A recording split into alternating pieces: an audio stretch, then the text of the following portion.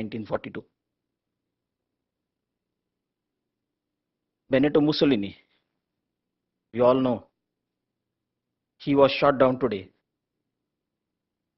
28th April. Oskar Schindler, you all know about this Austrian giant who became the mark and the icon, and he became very popular on that Schindler's List, the movie you must have watched, of trying to save Jews and employing Jews, was born today, 20th April. Saddam Hussein, what should we talk about him? A ruling president. Everything really he did was, even though was good for his country, but was taken as villain, was born on today. So very special day today, Jyotish. And today also is a special program with all of you. So thank you, Abbott, and entire team, including our Secretary General, Professor Dr. Agam Vora, our President-elect, Professor Dr. Milind Nadkar, our Joint Secretary from the President's Office, Dr. Rakesh Badade, my colleagues, my faculties, Dr. Amrut Vora is here, Dr. Vijay Kulkarni will be joining, the young dynamo, Dr. Tripathi is here, Girish and Madam Rajadhyaksha, and the entire team, including the event team, Swati. Thank you very much. And of course, I must mention about Vivek. I take this opportunity to express my gratitudes and thanks to entire Abbott team and especially Vivek for being such a pillar and a support for this updated information. Now, today's program that we are going to talk about is a program which will discuss the nitty-gritties of one of the commonest presenting symptom in our day-to-day clinical practice, that is giddiness. We all are aware that whenever a patient comes or enters in your chamber with a complaint of giddiness, there is a galore of possible differential diagnosis automatically opens. Whether it is the autogenic giddiness, central giddiness, psychosomatic giddiness, probably, the giddiness related to probably internal organ bleeds. In women, young women, probably giddiness presenting to you with, especially in the fertile age, presenting to you for the first time for the ruptured ectopic, or even the ruptured ovarian cyst can present sometimes with an acute, episode of a giddiness or a cardiac event. We all have to know about it. So to discuss this nitty-gritties, I have the galaxy of the experts here. We have got an expert from the field of ENT and of course from the field of medicine. So without further ado, I welcome you all once again on behalf of Association of Physicians of India for this one more event of API DIAS now, which has successfully reached more than probably 100,000 or more physicians.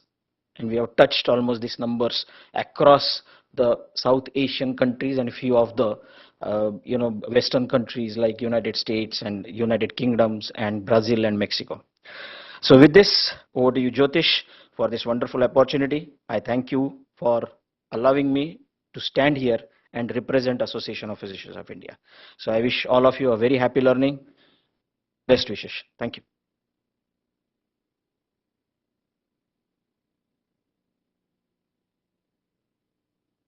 Thank you so much, Dr. Tiwaskar. May I request Dr. Agam Bora, the Honorary Secretary General of Associations of Physicians of India, for his address, please.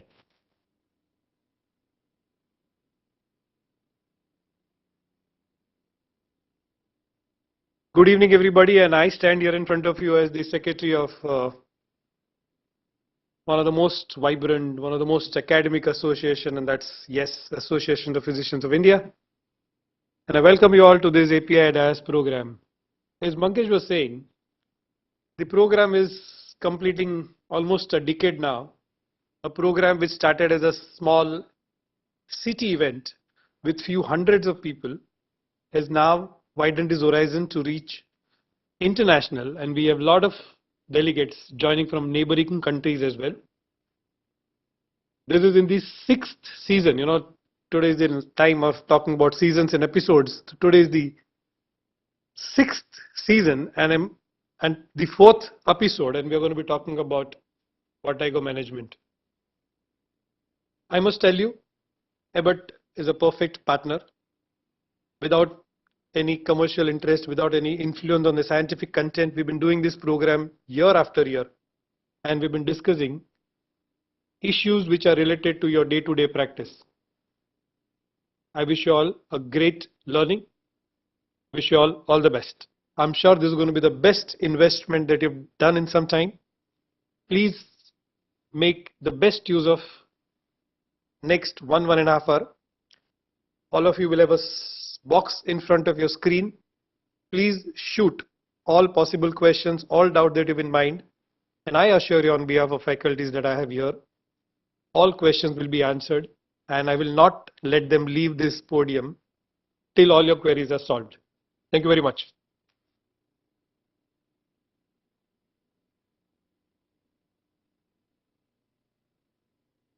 Thank you, Agam. And as usual, that was a crisp message on your specialty. Now I call upon, बस नाम ही काफी है, a message from our past president, our past dean, our past editor-in-chief of journal, and currently holding the post of editor API textbook of medicine, Professor Dr. Shashank Joshi.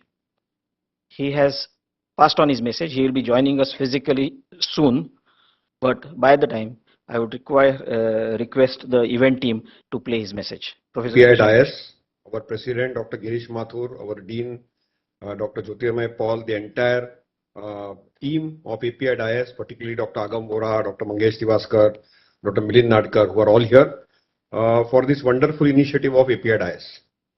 We all are here to listen. What we listen, we learn. What we learn, we adapt. And this whole initiative is to ensure that we are able to do capacity building and you are able to help people living with different disorders in the field of clinical medicine. Today you are going to have a unique symposium which is addressing two very common germane problems in clinical practice. One is a very scientific approach to dizziness, and other one is a very scientific and a rational approach including treatment options for vertigo. Both these will be very rich for the practicing clinician at large, including some of the best domain experts on planet Earth which have gathered today. I wish this API DIAS best wishes, and I really wish a lot of good learning so that you can try to help people who are living with the disorders in a much better way. Thank you so much, and Jai Hind. Wow. Thank you, Shashank. We will be definitely waiting for your physical presence here amongst us. Our president, current president, Professor Dr. Girish Mathur, was scheduled to join, but unfortunately because of his ill health, he could not join. So now it's a privilege, a proud moment for me to welcome our close friend, Mr. Vivek Kamath.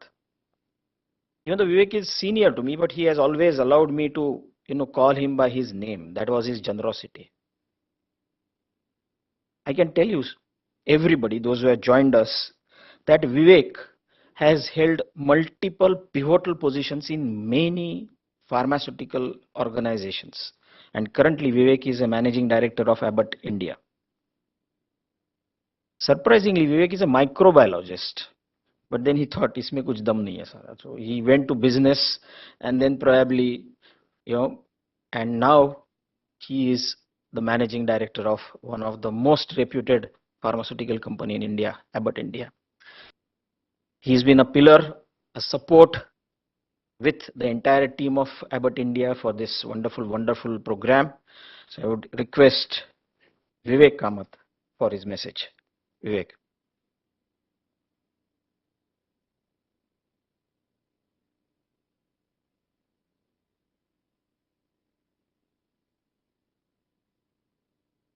Respected office bearers of API, the honorable chief guest, esteemed faculty, and all dear participating doctors, wish you all a very good evening. I know I'm standing between each one of you and some brilliant science and knowledge to be disseminated. So I'll be brief, and I have exactly 3 points to make from the entire deck. As always, I can never get the slides to move at the first click. Yeah, no happens. Yeah, I'll okay. Okay, thank you so much. I don't, yeah. No, don't bother. So Abbott operates in over 160 countries. We have been in existence. It's not showing there, right? Okay, it'll come up. Okay. 1 minute. I'm already on to the next slide. Awesome. Abbott operates in more than 160 countries, has been in existence over 135 years, and we operate in pharmaceutical, medicines, devices, diagnostics, and nutrition. That was the first point I wanted to make. Maybe I'll go to the second and most important point, especially in emerging markets. More than 18 million patients benefit from our high quality medicines. I think that's the second point. I know the slide will take a little bit more time to come.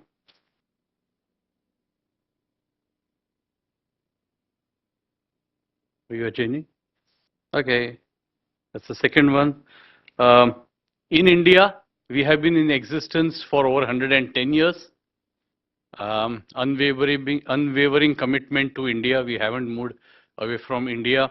And India, again, we operate in pharmaceuticals, devices, diagnostics, and nutrition. We have 3 factories of our own. We have our own R&D center for coming out with various formulations and drug and dosage forms. The last slide, apart from business and offering products and services, we also believe in making a very meaningful difference. So whether it is science, inventions, diversity, or cultural acceptance, in every aspect, we have won multiple awards throughout the globe. With that, once again, pleasure to be here. Look forward to some interesting science to be disseminated. Wish you all the very best. God bless you.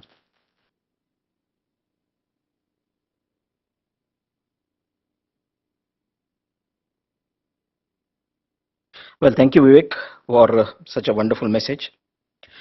Now let's come to the business part of the story, and let's kick off our scientific sessions. Before we do that, I must put my appreciations and I would say all the huge thanks to Jyotishman for being always there, a phone call away, for being just a tickle away in approving any commercial aspects of this API DIAS program. And as Agam has beautifully said, that Abbott has supported this entire venture without any commercial interest, without product specific or the product based promotions, without impacting the science of the concept. So thank you once again. First is Dr. Gautam. Yeah, okay. Now I would like to welcome my mentor, because of whom I am here standing in front of you as one of the APINs. My senior since last 30 years, I know, a person who has absolutely held my hand and made me what I am today. Past academic dean, King Edward Memorial Hospital,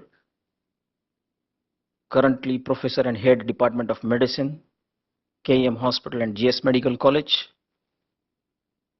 But for me, for Agam, for Rakesh, and for most of you, our Milind Dada, Professor Dr. Milind Nadkar, I would request you to join me on stage, sir, for being my co-chairman for this entire session. So I'd like to say a few words. Good evening. It's my really a great pleasure to stand here as President-elect of API and the scientific chair of the next upcoming Epicon. I just remember API DIAS as probably like one of my babies, because I was secretary and Dr. Muruganathan was the president of API, and it was his conceptualization to start such a program. And I'm sure Jyoti will definitely remember that we used to sit with some 100 different topics and then boil down onto just about 10 to 15 different lectures. And I have seen the evolution of this program, that we used to have physical programs at various places. I remember that almost a alternate weekend, those days I used to travel along with Dr. Muruganathan all across the country. And now it has evolved over a period of time that we are going online, that it is being simultaneously, sort of broadcast AV in different cities. So even if like here we just are a few people all across the country. I don't know just now how many centers you are relaying this program to, but a lot of people are watching us, and it's really come really very well. And I don't think any venture of any pharma company, I'm not trying to sort of appease because of you all, because I'm standing here, but what program the Abbott with API DIAS has reached out to the number of physicians. I think few years back before COVID, we already crossed something limits 20,000 or something. So I don't know what is the current figure, but that's a huge numbers, like okay, 1,70,000 that has crossed. It's a huge number. So I don't think any program really reaches up to so many physicians across the country. And I'm sure this venture will go on. And during my next year's my presidentship, I'm sure they will find some other more sort of avenues and more ways to take it more forward and make it better, whatever ways we get feedback and all. I'm sure you will get my help and I will get your help. It's going to be a mutual sort of a relationship that will further take it to a next level. But it's really, really nostalgic because I remember the first API DIAS addressing as Secretary of API, and today I'm here as the President-elect. Thank you very much for inviting me. Thank you. Milind, if you remember, that launch happened in Mumbai only, correct? So, and I was a part of it. So thank you for all those opportunities. Now, friends, it's my privilege to introduce all our faculties today. We do have the galaxy of the speakers, the domain experts in their particular field. From the years of experience that they do have in their practice to the young, dynamic, upcoming champions of the field, I am privileged to introduce first is Dr. Amrut Vora. He is a consultant physician and a specialist in the cardio, diabetes, metabolic diseases. He's very senior to me, but he's been always like an elder brother in most of our congresses, whether we are standing representing Association of Physicians of India or any other scientific academy. Probably Dr. Amrut was always there. He's an ex-professor of medicine in KG Somaiya Medical College. He's been practicing since last 45 years, sir. Correct? So you can imagine a 30-year-old man with the 45 years of experience. So you can imagine that this is what Professor Dr. Amrut Vora. Then I do have one of the close friends, my senior, probably one of those guys who have supported me during my upcoming days of Association of Physicians of India without asking me a single question. An absolutely unselfish support he offered from the entire Thana sector is my senior Dr. Vijay Kulkarni, a very senior physician at Thane, practicing in Thane. Dr. Kulkarni has been pioneer in the formation of the API Thana branch. Right from the inception, he is a part of it, and he is almost everywhere. Last week or last month only we met at one of the Jupiter conferences when Dr. Vijay Kulkarni was one of the parts of the faculties and a very, very, I would say, an astute clinician in the field of medicine there. Then I have a privilege of introducing Dr. Renuka Brado. Now, Dr. Renuka Brado is a professor and head of the Department of Otorhinolaryngology at the Sion Medical College. She is an internationally acclaimed expert in the field of endoscopic sinus and skull-based surgeries, with her special interest in and the focus in management of primarily giddiness as a challenge as far as the otogenic cause of giddiness is concerned. She was the first surgeon in India and amongst the first in the world to undertake the endoscopic excision of the angiofibrinomeatum. Now that is probably one of the creditable things. She's published intensively, she's read intensively, and now currently she holds a position of being the head of the department of EAD in LTMG Sion Hospital. And then we have got the young dynamo, recently working as consultant specialist neurologist at LH Hiranandani Hospital at Powai, Professor Dr. Gautam Tripathi. He has published 15 papers. He is a faculty and a consultant at the Care Institute of Neurosciences at Hyderabad. I am not mesmerized to say and admit that he is a topper in the Pfizer medical quiz, and he is a winner of that quiz award in 2001, and I am jealous, seriously.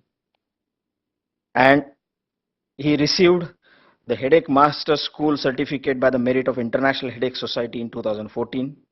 His area of interest is epilepsy, headache, demyelinating diseases, including multiple sclerosis. Professor Gautam Tripathi, would be our first speaker today, and we would seek his guidance on a topic of managing chronic headache, which is his specialty, and probably the challenge of giddiness. Professor Tripathi, thank you.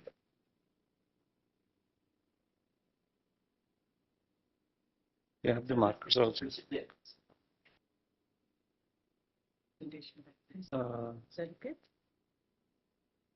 There? Yeah. So I'll have to stand here somewhere. Need a hand. No issues, no issues. I can get you a mic.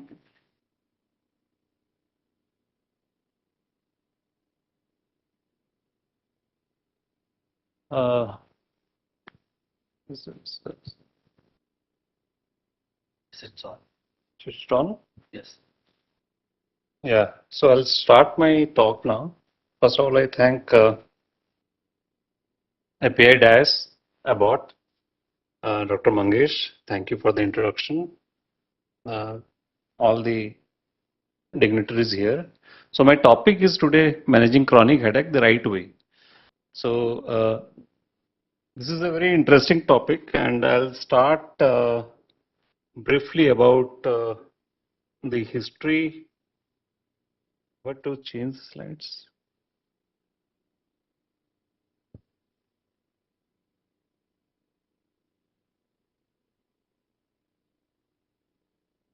Yeah, so before I start talking about chronic headache, let's discuss what chronic pain is. So chronic pain is defined as a pain which lasts and recurs for longer than 3 months. This is a International Association for Study of Pain diagnostic criteria.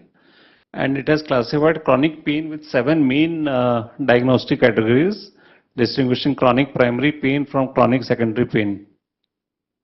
And it integrates existing pain diagnosis, including headaches. So coming to the chronic pain classification, the IASP task force, which comprises of global experts, in the 11th revision of the International Classification of Diseases have classified common clinically relevant disorders in chronic pain into 7 groups. These are chronic primary pain, chronic cancer pain, chronic post-traumatic and post-surgical pain, chronic neuropathic pain, chronic headache, and chronic visceral pain, and chronic musculoskeletal pain. So this is about a brief about the pain classification. As a neurologist, I would speak to you about chronic headaches. We all know that headache is a very common diagnostic or OPD. We see a lot of these cases, and when you classify headaches, they are grossly classified into acute and chronic headaches. So my topic specifically will discuss about chronic headaches. And this is when we talk about chronic headache is not just, we are not just discussing about migraine. It kind of encompasses lots of other illnesses, which includes, as we discuss, all the primary headaches which can go on to become chronic. and also some secondary headaches which can become chronic. So when coming to this uh, chronic headache, the classification of a chronic daily headache is we classify it as 15 or more headaches episodes per month for at least 3 months. So anyone who has headaches which goes on for say more than 15 days uh, per month, and all the 15 days the intensity might not be the same, so you can have a variable kind of headache intensity. So some people have, when we discuss about, suppose we are discussing about migraine. So migraine generally we classify it as moderate to severe headaches. But in some cases the headaches might be mild also. So when we discuss about chronic headaches, it's not all severe headaches for 15 days, but it could be milder headaches, some subclinical headaches, and some headaches which are probably moderate to severe in intensity. Now, coming to the prevalence of chronic headaches in patients with headache, about 40% have history of chronic headache, and 60% will have either acute or episodic headache. So 50% would either comprise, and just to give you a background that there have been many studies which shows that 80% of population at some, more than 80% of population at some point of time would probably have headaches. And these headaches are, as we discussed, it could be kind of mild, it could be episodic, it could be chronic. We see mostly in OPD practice what we see headaches which are episodic. We see patients who come to us, they come to us saying that we had headache 7 days back. Probably the same patient would have a headache a month back also, but we also see some cases which have headaches which continues for months together, and this is where we classify such cases as chronic headaches. So 1 to 4% of entire population has chronic headache. That would comprise almost 1 billion people worldwide. And headache disorder have a large global burden. The WHO's major cause of disability with prevalence of almost 50%. So 47% is in the last count, and we all know headache is a disease mostly seen in women. Almost 60 to 70% patients are women. So chronic headache is a disease which probably is a women-centric disease. Not only women-centric disease, it is a disease of the younger population. It is a disease which is seen mostly in 2nd to 4th decade of life. And this, as we discussed, chronic headache is not only it not only comprises of migraine as the type or the subtype of headache, but it also includes a variety of other etiologies. There have been different studies which says that probably migraine or tension type headache are most common in type. There are some studies which says that migraine could probably occur in association with a chronic tension type headache. So we call it mixed headaches. But overall, migraine probably is the most common type of headache if you exclude all other headaches, including mixed headaches. So when we discuss about chronic daily headache, it is a descriptive term that encompasses 5 subtypes of primary and secondary headaches as defined by ICSD-3. So migraine headaches alone, I'm not talking about mixed headaches, which probably then it goes up to 70% or so. So chronic headache alone would be 38%. Then you have chronic tension type headache as 35%, then medication overuse headache. So even in medication overuse headaches, the patient who has headache have been taking analgesic medication, and that keeps on causing headache, and that is one of the etiology of chronic headaches. So even medication overuse headache would probably include lots of patients who have migraine, and they would have probably consuming migraine medication. So all of them have overlap with migraine. So, and then you have some rarer types of headache, but which are also important to learn. They include headaches, hemicrania continua. Then you have trigeminal or autonomic cephalgias. You have new daily persistent headache, and you also have chronic secondary headache. So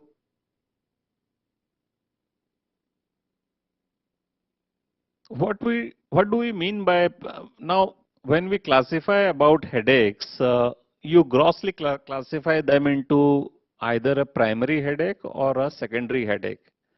And when you discuss about primary headaches, the most common cause of primary headaches, as we discussed, they are either chronic migraine or chronic tension type headache.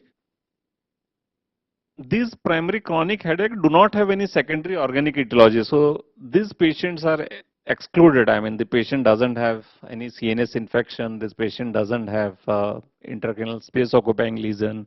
This patient doesn't have raised ICP. So these are pure migraines or pure chronic tension type headache or autonomic cephalgias, which we will discuss in detail.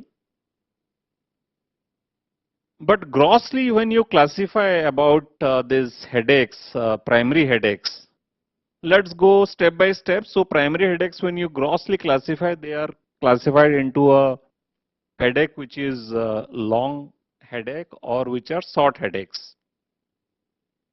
Now, when you talk about long headache includes chronic migraine and chronic tension type headache. And secondary headaches, as I discussed, can occur due to various secondary causes. Now let's talk about long headaches, which are more than 4 hours in duration. Chronic migraine, it is unilateral, it is unilateral in location, pulsatile in nature. It is associated with photophobia, phonophobia. In children, sometimes chronic migraine can occur, but symptoms are the same, but sometimes it can cause bilateral headaches, and symptoms like photophobia, phonophobia can be inferred from the behavioral pattern. They won't tell you that I have a difficulty in facing light or sounds. Then you have chronic tension type headache, which is another common form of headache, which is sometimes confused with chronic migraine, but this is bilateral and associated with kind of tightness around the head, and sometimes you can have this pericranial tenderness.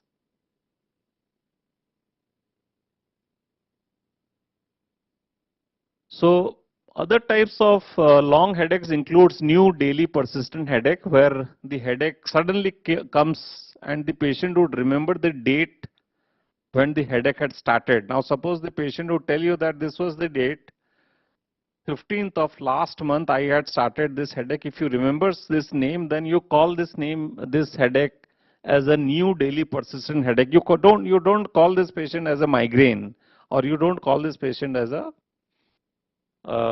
chronic tension type headache. This patient will remember the date when the headache had started. So this is a new headache, or NDPH, the new daily persistent headache. Then there is this hemicrania continua, where there are unilateral headaches with autonomic features. So the patient will have kind of watering from the eyes, nasal congestion. Sometimes it has this continuous worsening, and they classically respond to indomethacin. So if a patient who has a unilateral headache, which is associated with autonomic features like redness in the eyes or watering from the eyes, nasal congestion, and it classically responds to indomethacin, then probably you are dealing with a hemicranial headache other than migraine, and these are called hemicrania continua. Similarly, we have headaches which are shorter in duration.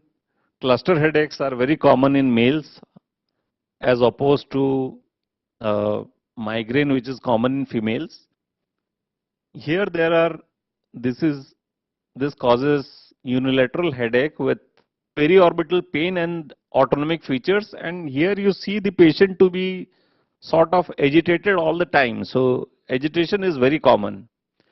You have the Sankt and Suna, which are very short lasting headaches, which are very classically considered to be very close differential diagnosis of, say, trigeminal neuralgia, wherein there are short unilateral neuralgiform headaches. So cluster headaches would last for 30 minutes. This Sankt and Suna, they would last for, say, seconds or minutes, but they would happen throughout the day for, say, uh, uh, hundreds of pin pricking sensation which would be there around the eyes and around the face. These are short unilateral neuralgiform headaches where lacrimation, rhinorrhea and nasal congestion is seen. And another type of headache which is rare is primary stabbing headache, which is sudden sharp jabbing pains in the periorbital or temporal region, as if somebody is pricking you through a pointed object. It would happen classically around the orbits. So these are the primary headaches we discussed. We will discuss about, of all the primary headaches, definitely the most common is migraine. So we'll definitely come back to migraine again, but some secondary headaches can also become chronic. So sometimes you miss CNS infections like a CNS tuberculosis, which would last, which in an elderly person who has a chronic headache might probably will be harboring a CNS infection. Among the CNS infection, definitely, if you consider them to be chronic, most of them are tubercular in etiology. Some have viral illnesses also. Then there is a chronic low pressure headache, which is called spontaneous intracranial hypotension. Then there could be, the patient might be harboring a hematoma, then the patient might be having a head injury, which probably leads to a chronic headache. There could be a space occupying lesion or an aneurysm also. But of all the secondary headaches, the most important one to discuss is this medication overuse headache. So as I told you earlier, that medication overuse headache possibly are patients of chronic migraine or chronic tension type headache who have been using analgesics for a long time.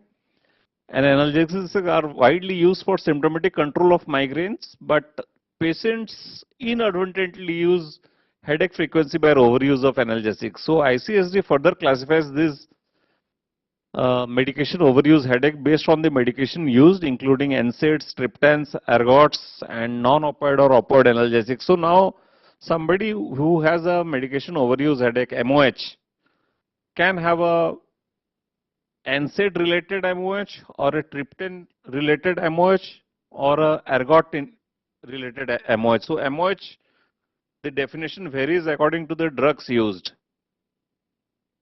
So what is the pathophysiology of chronic headache? There is role of serotonin deficiency of serotonin pain inhibition pathway. So there is activation of trigeminal system. Calcitonin gene related peptide is abundant in trigeminal neurons. Then in medication overuse headache, there are changes in the serotonergic neuromodulatory system and upregulation of vasoactive and pro-inflammatory mediators. Then you have trigeminal autonomic reflex by pain producing innervation and cranial parasympathetic activation. So if you see the etiology of all headaches, including migraines, medication overuse headache, and TAC. TAC is trigeminal autonomic cephalgias. In all of them, the final common pathway is trigeminal nerve. So trigeminal nerve activation probably is the final common pathway for chronic headache. And what history should you take for, now we are discussing about approach in a case of chronic headache. So what history should you take? You take the history of the demographic features, the age of the patient, if the patient is young, elderly, whether the patient is a, in what profession the patient is. If the patient is a male, probably we are dealing with chronic cluster headache more likely than a chronic migraine. When did the headache start? If you know the date, probably we are dealing with NDPH, which is new headaches, new onset daily headaches. If it is pulsatile, what is the intensity of pain? Mostly migraines are moderate to severe in intensity. They are never mild, generally never mild.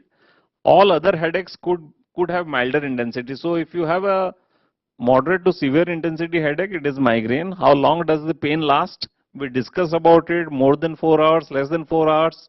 How has it evolved? What are the triggering situations? Is it related to sleep? So there is a sleep headache called hypnic headache, which happens 2-3 hours post sleep. And which medications do you take to make it better? If you are responding to indomethacin, you are probably not dealing with migraine, you are dealing with hemicronia continua or trigeminal autonomic cephalgias. So a thorough clinical history and physical examination are very important. You identify autonomic features. Autonomic features are classically seen in hemicronia continua, not seen in migraine. You diagnose medication overuse headache by taking history from the patient's drug history. If the patient is taking daily headache medications for a few months, you discuss about comorbidities and do a detailed clinical examination. These are the red flags. The red flags would mean that probably we are dealing with a secondary headache, which is neither a migraine or a cluster headache or a chronic tension type headache, something different. If the patient has systemic signs, so this is SNOOP. This is important to remember the SNOOP features of red flags. S for systemic signs, N for neurological symptoms which are other than headache. If the patient has headache along with diplopia, you are not dealing with a primary headache.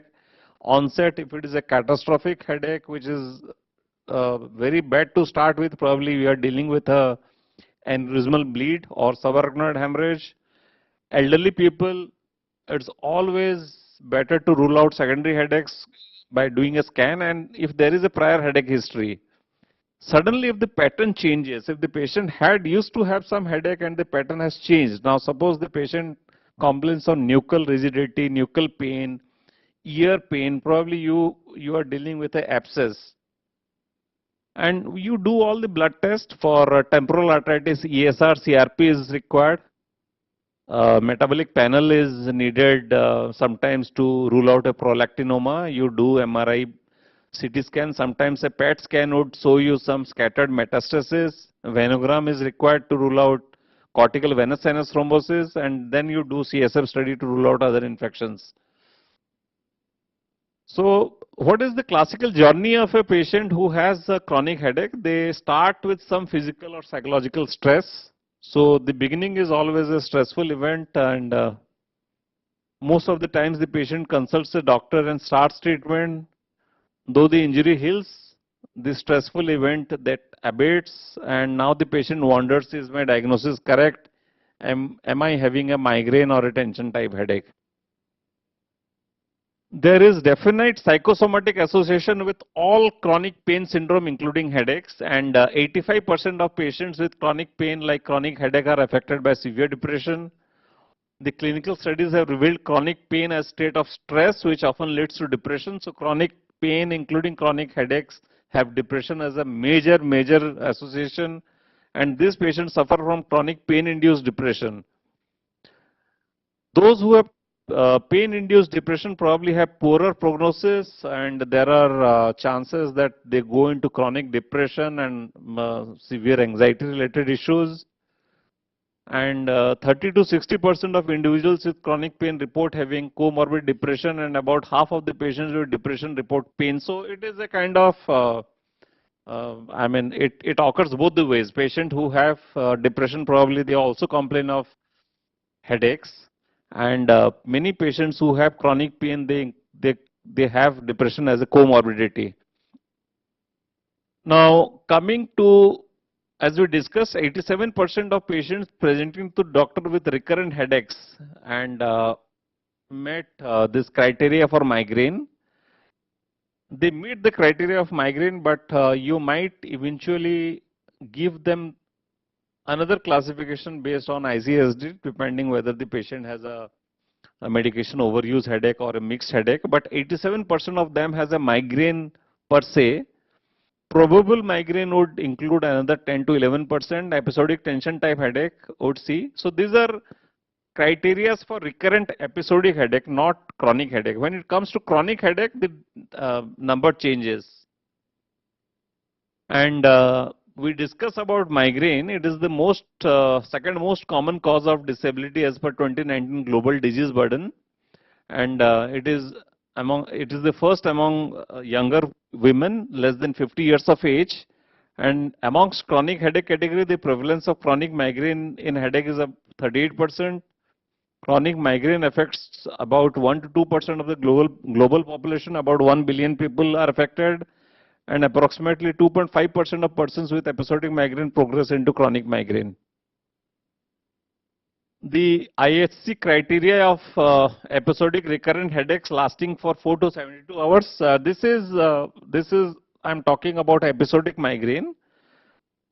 So the classical features are unilateral pain, throbbing pain, pain worsened by movement, moderate to severe pain, and any one of the associated symptoms that includes nausea, vomiting, photophobia, and phonophobia. Treatment, it is always individualized. Look for comorbidities. If the patient has epilepsy as a comorbidity, if the patient has depression as a comorbidity, treatment would change. Obesity, topiramate probably is better. Interprofessional approach, if required, the physician, psychiatrist, psychologist, they see at different levels, and you have to rule out triggers and stressors. Chronic migraine, most importantly, patients should have a realistic approach that headache won't go away altogether in a chronic headache. It takes time. It takes almost 8 to 12 weeks for some form of recovery or settling down. Food and other triggers should be discussed. Food like cheese, caffeine, citrus, colas, all are known triggers. Classical drugs used for management of chronic migraine includes propranolol, topiramate, valproate, tricyclic antidepressants including amitriptyline.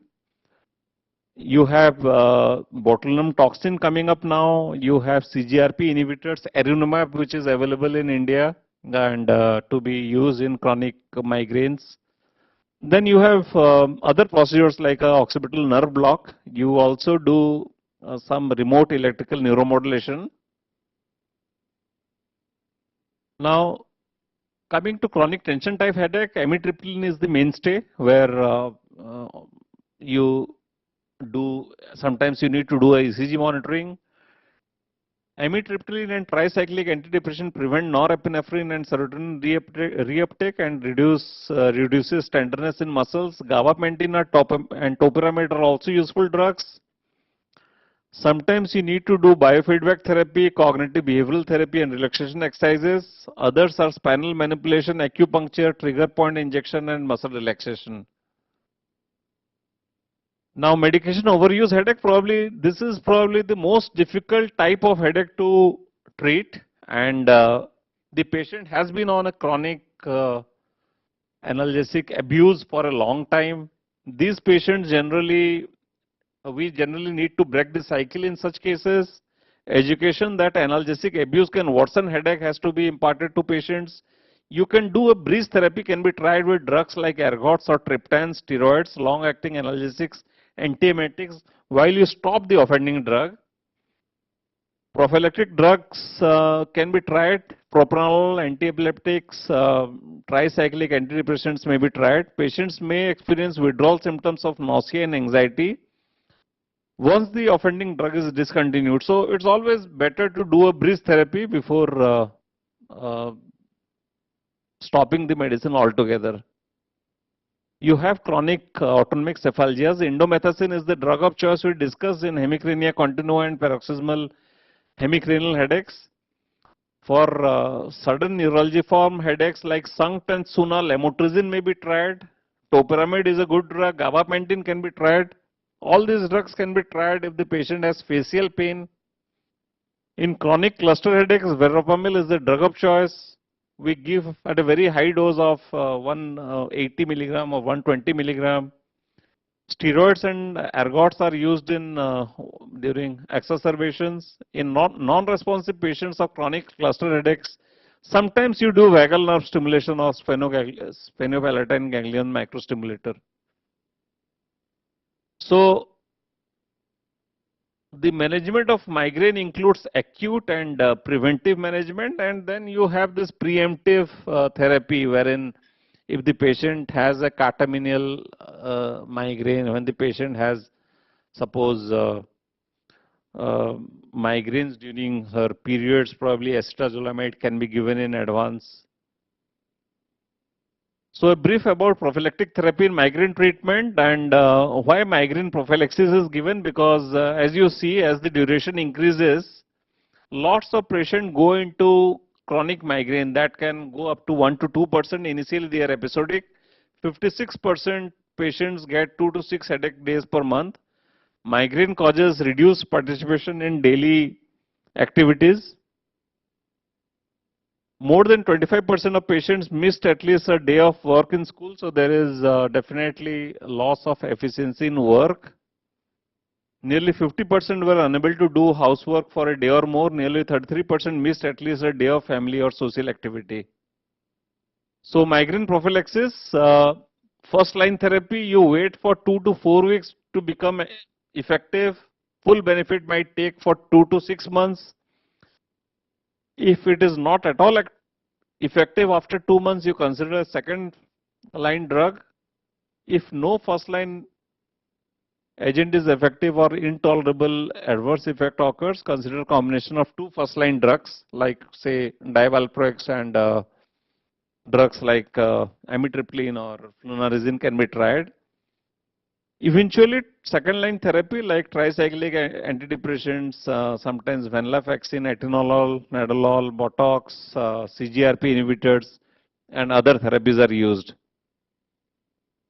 Use drugs with the highest evidence-based efficiency with at a very low dose. Wait for sufficient period for clinical benefit to appear. Don't overuse anti-migraine therapies.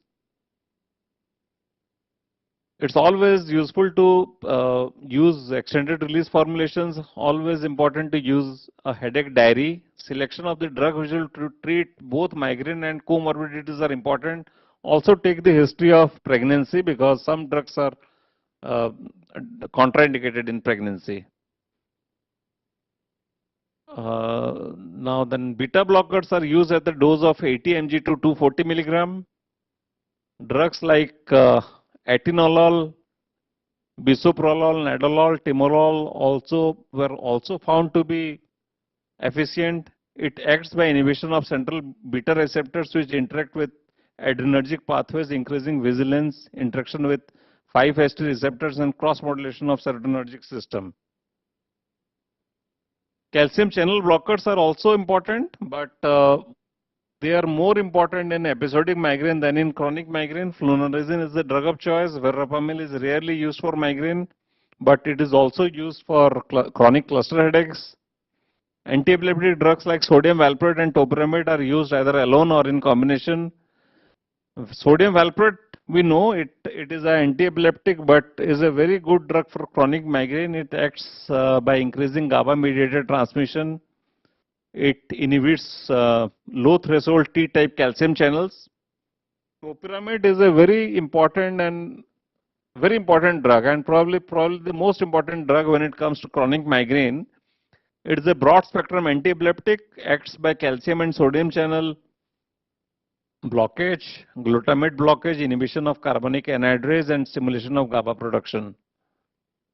Then you have other drugs like telmisartan, candesartan have been tried with variable results, and the proposed way of working of these drugs are through inhibition of oxidative stress, including destruction of pro-inflammatory markers like substance P. Now the next step is to try drugs.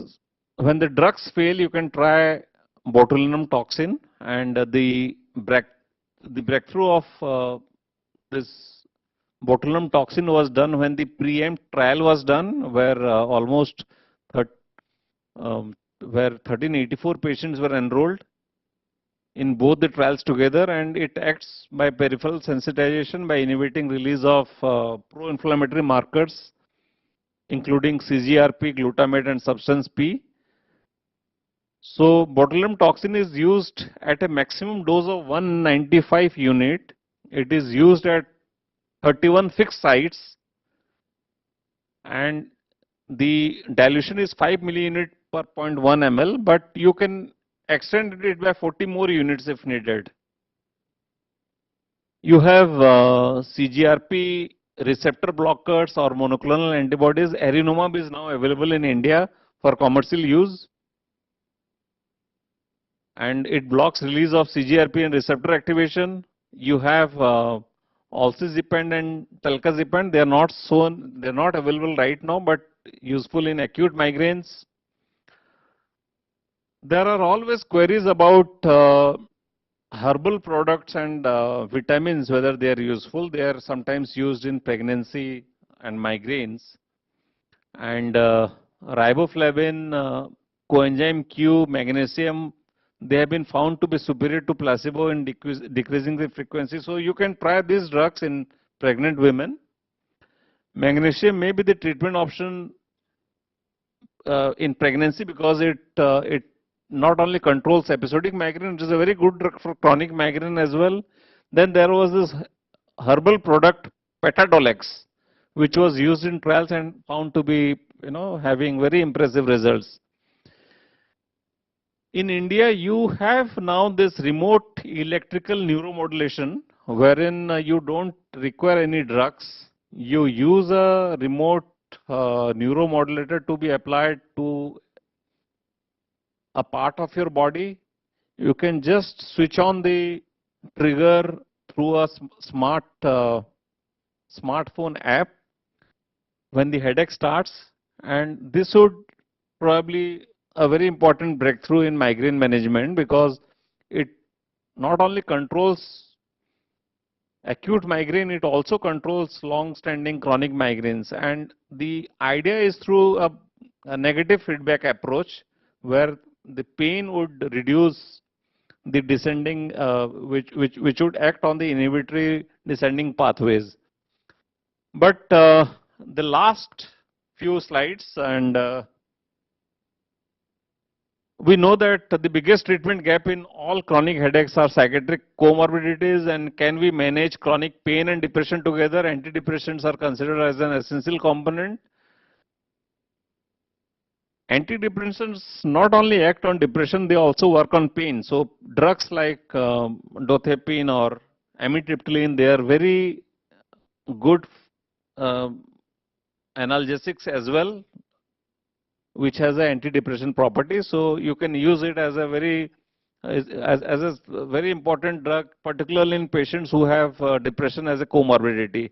The analgesic efficacy is without any effect on mood in depressed chronic pain patients. So the mechanism of action, as we know, is through reinforcement of the descending inhibitory pathways by increasing the amount of norepinephrine and serotonin in the synaptic cleft in both supraspinal and spinal levels. The analgesic effect is actually low, so you can use, say, drugs like amitriptyline at a dose of 10 milligram to have an analgesic effect. You can go up to 100 milligram, similar thing with dothepine, where you can use it at 25 milligram and go up to 100 milligram. Classification will kind of focus on these two important drugs, amitriptyline and dothepine. These are drugs which are used in migraine with depression or chronic headaches with depression. They can be used isolated way in patients who have chronic pain also. We use dothepine in a very important non-epileptic attack disorder, so it has strong effect in somatization disorders. So it is a very good drug can be used for long-term benefit. So the number needed to treat is the list with TCA as compared to SSRI and SNRI. So you can see the studies done in the number of human studies done with TCA, which was 23 as compared to SSRI and SNRI. So NNT is least with TCAs. So classification of tricyclic antidepressants include secondary amines, tertiary amines, and secondary amines tricyclic antidepressants have fewer side effects. So there have been lots of study. I think the Blomer study was most important, where they showed that more than half of the patient had improvement in pain, and almost 100% showed recovery from depression. So very important drug. If you take a history of depression and anxiety in these patients, both the drugs, tricyclic antidepressants, zolpidem and amitriptyline. Which tricyclic antidepressant? Definitely when it comes to tricyclic antidepressants, these two comes into our mind, amitriptyline and dosulipin. And the structure of dosulipin changes. I mean, the change is structurally a thion log of amitriptyline with an added sulfur ring. So molecular level, there is not much difference. You have to choose the drug. Probably dosulipin is used more. Yeah, so yeah, I'm done now. So now then we come to acute and abortive management. We need a step care approach. Triptans are used. Sumatriptan, now rizatriptan is approved as a Riza film, oral film, and FDA has approved it. Ergot are used. We can use combination therapy for sustained relief. And these are the drugs. Choose triptans. When the patient has recurrence, you can use the NSAID. And also always remember to be on a chronic prophylactic therapy. So to summarize, this is my last slide. And for the pharmacological management of chronic headache, chalk out a plan. Many different form of therapies available, but choose the best one suited. Don't ignore the psychological aspects, and depression needs to be addressed. Emerging therapies including CGRP and REN are important. Migraine is the most common cause, so identify migraine through history. And migraine prophylaxis, as you know, the first line drugs such as propranolol and antiepileptics have level A evidence. Always try with drugs which have more evidence. Thank you, Dr. Mangesh, to give a brief about the history of today. In fact, it was kind of eye-opening, and it is very heartening to know that the effort API DIAS is doing. And you know, being a medicine student myself, I have attended lots of conferences. Probably you would not see any conference as academically inclined as API. We are very happy to know that we have office wearers today, and I wish everyone all the best. Thank you everyone.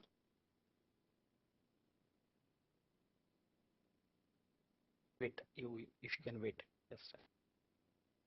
Thank you, Dr. Tripathi. I know I had to, probably indicate him that we need him more a little bit. He was so elaborate and so beautiful in his dissemination of the updated information, sir. I would now request our two faculties to be there around with us, Dr. Amrut Vora and Dr. Vijay Kulkarni, because we'll have the panel discussion conducted after the second session. So if Madam Brado is ready, I would request Madam to, is it okay, Swati? We are good to go. So no, we can, if Madam is ready, and what we can do, is this, that you are going to change. You have to test her laptop, so you can do that. No issues at all. So what we can do, is this, that as there is a request from the events that probably, Madam Brado's laptop is getting ready. So what I'll do, is that conduct the panel discussion. And to join me for a panel discussion with Madam Brado, Professor and Head of the Department, I would welcome her on the dais, please. I would also request Dr. Amrut Vora to join us on the dais, Dr. Vijay Kulkarni and Dr. Tripathi. Of course, I appreciate the presence of our very senior cardiologist from the city of Thane and Mumbai, ex-professor of cardiology at JJ Medical School, Professor Dr. Satish Vaidya. And of course, I appreciate the presence of my senior colleague, Dr. Surana sir, as well. You know, I really appreciate your presence. Dr. Tripathi have not kept any page unturned. Unfortunately, I was planning, so much questions that ye main puchunga, ye main puchunga, ye main puchunga, but your all slides were, everything was there on the slides and you talked about it. But my simple question, Swati, do we have any questions from the audience? Just take it. By the time I have that, okay. I would again request all the audience, those who have joined, that if at all there are any questions related to giddiness approach, we are going to have a didactic session by Madam Brado after this panel discussion. But I would request all the audience to post your questions so that we can have the advantage of asking your questions to the present galaxies here. So my first question to again Dr. Tripathi is that, sir, as being a clinician, I still remember my student days. Headache was simple for me, when I was doing my MBBS thing, and जब कुछ समझ में नहीं आता तो तेरे को migraine है. This was a common dialogue that we used to have, and most of the times we used to tell the patients that ye hai, and we never took any efforts. But I want to understand a very specific point. You have elaborated that, but I want that recap. That how would you clearly differentiate between a migraine and a cluster headache? Yeah, so that is a very important question, and as Dr. Mangesh is saying that kuch bhi nahi ho to migraine hoga. This is possibly, this would possibly mean that we haven't taken time to discuss the issue of headache with the patient. Now, I will tell you what migraine and how do you kind of differentiate it from other primary headaches, including cluster headache. One migraine is classically a disease of females. That is one important thing. And one thing which we are taught in neurology is when the patient has headache which is mild, you probably should not think too much about migraine. Classically, migraine would be a moderate to severe intensity headache, which is unilateral. That is most important, but not always the case. It can be bitemporal also, it can be occipital also. In fact, 60% of patients can have occipital headache. Another way to know is the kind of characteristic of headache. If the patient has a pulsatile headache, you probably are dealing with a migraine. When you discuss further, you see that the patient says that when I have headache, I prefer going to a place which is dark. So what does that mean? That means the patient has photophobia. And when you ask further, the spouse would say that, see, वो चिड़चिड़ हो जाती है. कुछ भी बोलो तब उसका मतलब क्या है? The patient has phonophobia. So the patient has photophobia, allergy to lights. The patient has phonophobia, not keen to listen to anyone, has a unilateral pain which is pulsatile. So to summarize, young female, 20 to 40 years, unilateral or bitemporal headaches, pulsating in nature, associated, which is not mild, comes episodically twice in a month or thrice in a month to begin with. It can become chronic later on, associated with photophobia, phonophobia, nausea and vomiting. When all this comes, this diagnosis of migraine is made. So you have to understand the diagnostic criteria. Now coming to cluster headache. As opposed to migraine, cluster headaches are seen classically in males, not in females. If you are making a diagnosis of, if you are seeing a patient of hemicranial headache in a male, think about cluster headache, don't think about migraine first. Migraine can be a possibility, but it's rare. Cluster headache would come in unilateral location, mostly side locked, that is on one side. It won't be bitemporal ever. It is always unilateral as opposed to migraine. It is associated with classical features of autonomic signs like rhinorrhea, eye congestion, redness of eyes, fluffy nose. These are major differences. Also, the duration is important. In migraine, the duration can go on up to 4 hours to 72 hours. It is never the case of cluster headaches. Cluster headache comes, the duration is 30 minutes to 1 hour at max. The other thing is cluster headache comes in clusters. The name is cluster headache. It will come in cluster. आएगा तो 10-15 दिन होगा continue, उसके बाद बंद हो जाएगा. Then it will come in the next cycle after 6 months or a year. Migraine is not like that. It will come episodically, happen 15 days, 1 month, 2-3 times a day, 2-3 times in a month, or 10 times in a month. So this is the difference. Yes. Thank you, Dr. Tripathi. Now, coming to Amrut sir, he spoke beautifully about cluster headache and all that, and I would request you to give us your experience on what is the commonest type of headache that you encounter in your such a I would say illustrious years of practice. The commonest headaches which we see in our daily practice in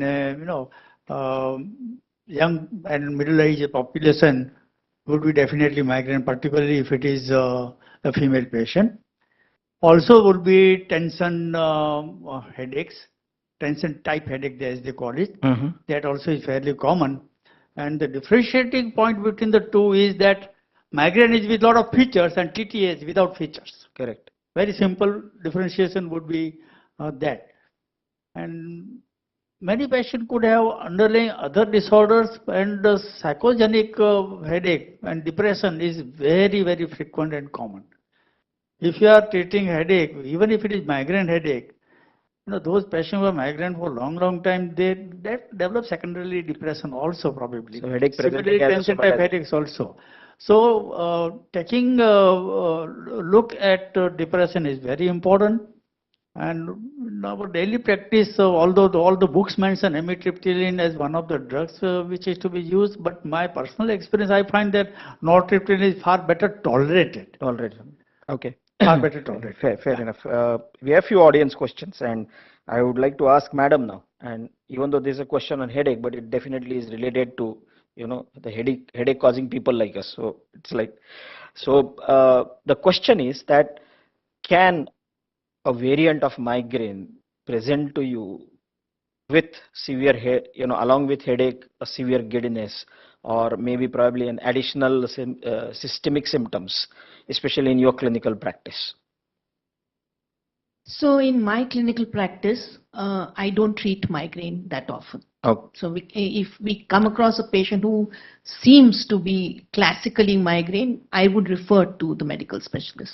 So in my clinical practice, the most common headache that we come across is related to the sinuses. And that is the ones which we treat. Yeah, so in fact what he was talking about is a cluster headache can always be confused with maybe probably. So basically what happens is, especially if the sphenoid sinus is involved, if the sphenoid sinus is involved, then pain around the eye is quite common. Yes. And that is something which you could see with probably a cluster or even with a migraine headache, that there's periorbital pain, there's a sensation of the eyeball being pulled inwards. Correct. This happens with sphenoid sinusitis. And of course, frontal sinus, of course, has a typical classical frontal distribution of the headache. And usually these headaches are associated with nasal symptoms of sinusitis. So it's very easy to differentiate. So differentiation is not a big challenge as far But as. sphenoid sinus is known as the silent sinus. Yes. And therefore you can miss sphenoid sinusitis and treat the patient as migraine another. I mean, the patient can land up with the medical specialist quite often. This is beautiful. Professorial teaching at its best. Mind well, audience, Madam is the professor and head of the Department of Otorhinolaryngology at Sion Hospital and LTMG Medical College. Now, Vijay sir, I'll come to you and continuation of Madam's question. It's like Madam's answer. She so beautifully told you about the headaches and the presentation signs. Do you always require a triggering or what we call it as precipitating factors to cause migraine? Can it be spontaneous? What are the aggravating factors? Same way, what are the relieving factors? Relieving factors, probably Dr. Tripathi has discussed beautifully. So, in your clinical practice. Yeah. Yeah, sir, the neurologist has brought out that females are predominantly affected in migraine. It is true that good-looking, beautiful, and intelligent females, and especially those who are very sensitive, they are the people who are most likely to get migraines attack. बीवियों को headache हो जाएगा sir. So for them, the best thing is when the husband is out of town. Yeah. Okay, so that could be a trigger. A domestic trigger most probably is some sort of tiff with the children, with the husband, with the in-laws. So this is a psychological trigger.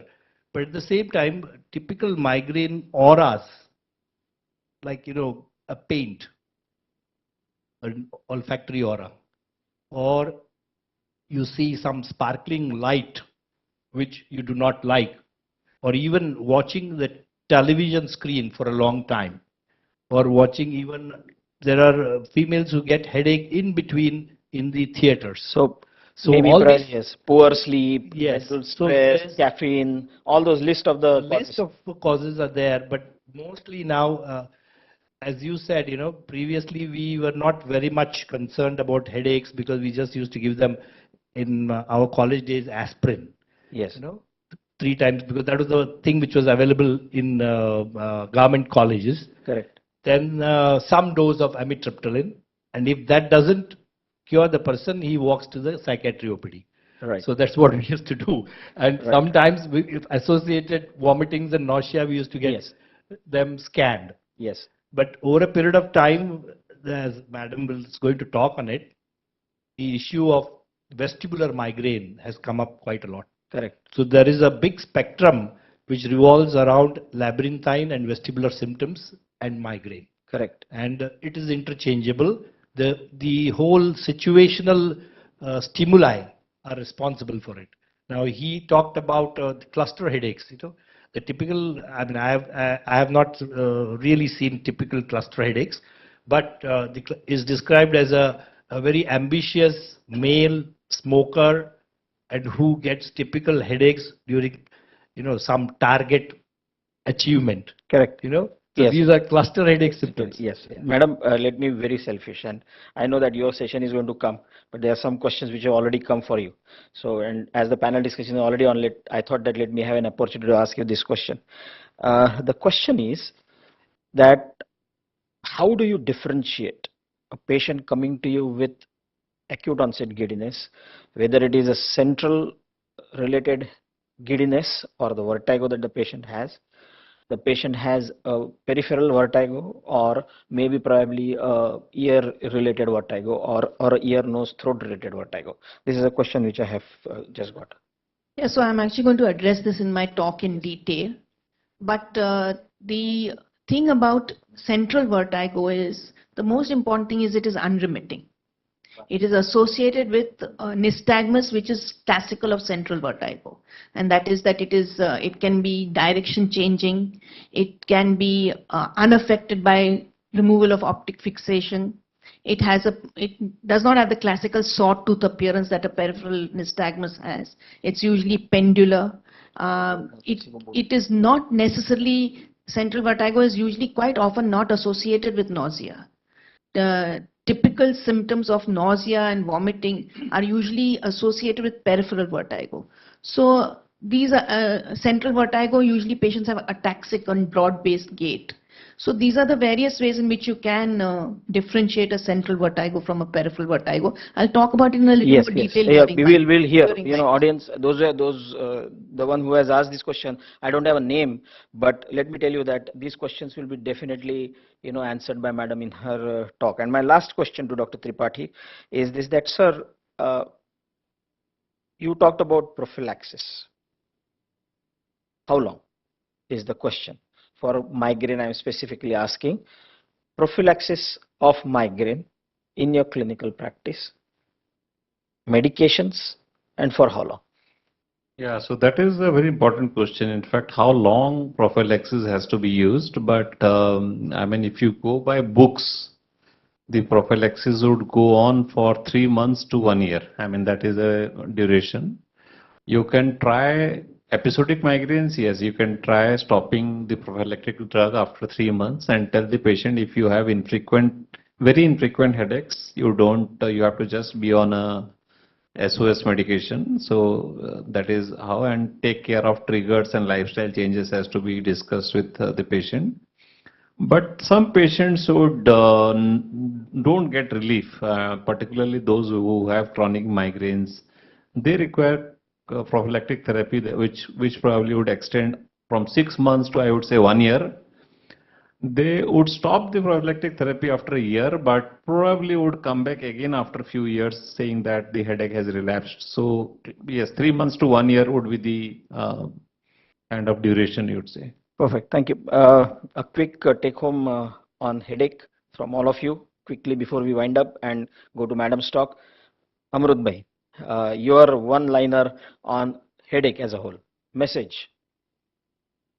Look at the red flags, signs and symptoms, very, very So important, look at particularly Snoop, in elderly, correct? very extremely Look important. at Snoop, right? Correct. Okay. Vijay sir. Yeah, especially touched upon elderlies. The headache which we do not think much in the elderlies is the temporal arthritis, giant cell arthritis. And of late, there has been a resurgence of temporal arthritis because of COVID. Mhm. And a lot of literature has come out on temporal arthritis in COVID. And it causes ophthalmic symptoms, and it is one of the treatable and preventable cause of blindness. It's an ophthalmic emergency, which they label it as AION, acute, Correct. what do you call that? Acute ischemic Ophthalmopathy. ophthalmic neuropathy. Yes. AION. So AION diagnosis, of course, there's a vascular cause of AION also, but then giant cell arthritis, if it is diagnosed, it has to be treated urgently. And I was just going to talk to him about the role of steroids in headache. Mhm. This is one area where steroids are Yes, indicated. yes. And the other Wherever, area is wherever there is a vessel wall involvement or a vasculitis there, probably the role of steroids will come. Yeah, in fact, I'll just interrupt. Just give steroid even without confirming diagnosis. The first contact, if you suspect giant cell arthritis, if reasonable judgment, steroid must be started on the spot.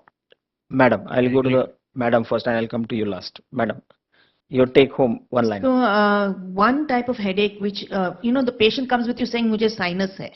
Now what that sinus hai is a little unusual because everyone has sinuses, but this is what the patient says, mujhe sinus hai. And we are seeing a lot of headaches which are actually due to increased screen time.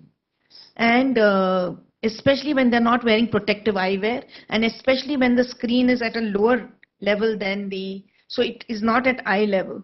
So that is one thing. So I just thought I'd bring that up in this. Yeah, that is a very important point that, most of the times whenever we are looking at the mobiles, we are like this, or your laptops are here and then you are looking like this.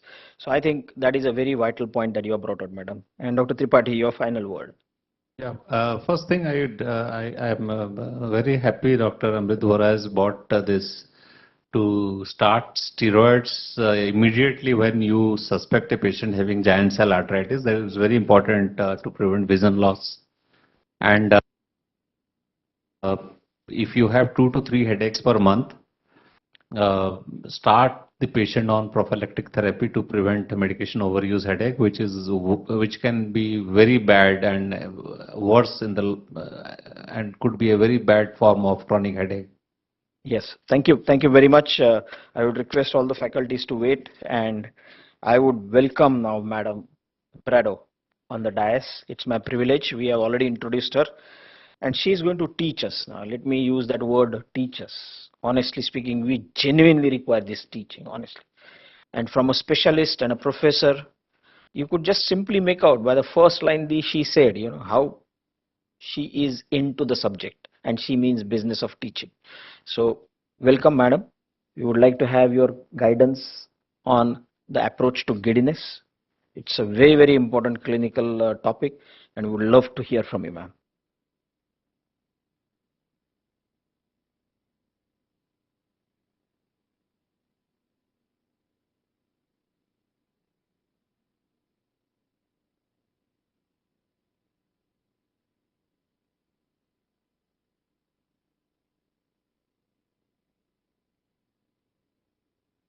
Good evening, everyone. First, I will set my timer so I know that I have to finish exactly in half an hour because it's getting late and I'm sure you're all a little hungry. So I'll set my timer so we know that we have got to finish in half an hour. I was asked to speak on pitfalls in diagnosis and management of vertigo and dizziness. And it was because I speak to medical specialists who are specialists in treating central vertigo. I thought that I would actually bring you vertigo and ENT surgeons perspective, which means I thought that maybe I'd be able to learn so about teaching. I came here with the idea of learning a lot from your point of view, and I hope that I might be able to evoke some interest in the ENT surgeon's perspective of vertigo. So first of all, what is the difference between dizziness and vertigo? Dizziness can be any sensation which the patient describes as giddiness. So it can be, syncope, it can be depression, where the patient says, I can't feel like getting out of bed. So he will say, mala chakkar ete, mala chakkar ete. So all these different multifactorial things can be all clubbed under dizziness. But vertigo is specifically only one thing, that is there's a sensation of movement when there is actually no movement. So when the patient is sitting and everything else is stationary, if he feels that either he is moving, which is subjective vertigo,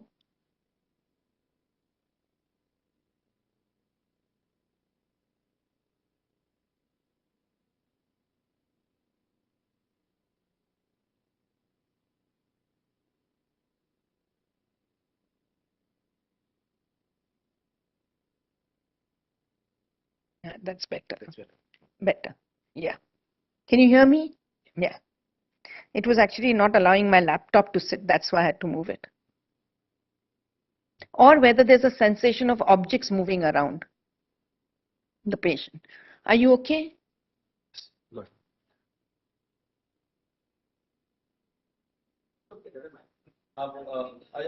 Yeah, but it is flickering, you're right.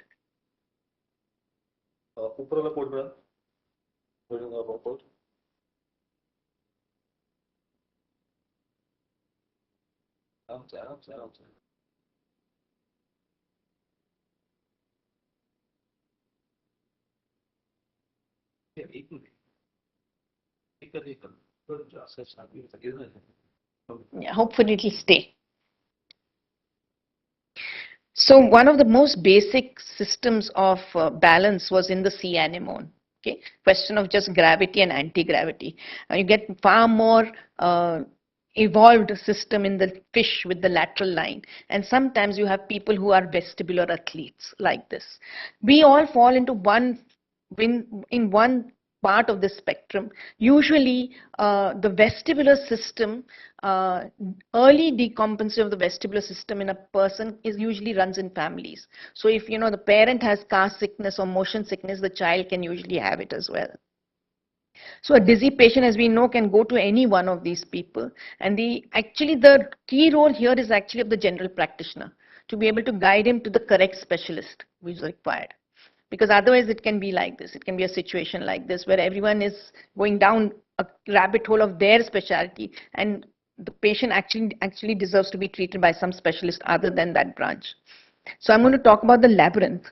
Okay, the labyrinth is fixed inside the temporal bone. It's fixed in the bone so that there is no relative movement between the two labyrinths, because that will really confuse the patient completely. You need the labyrinth to be fixed in the three-dimensional space so that any movement which takes place of the head or the body is picked up by those stable labyrinths, that the labyrinths themselves are not moving. And there is a bony labyrinth like this, and within that lies the membranous labyrinth. And of that, of course, this spiral is the cochlea, which is concerned with hearing. This is the part of the inner ear which is concerned. Hmm.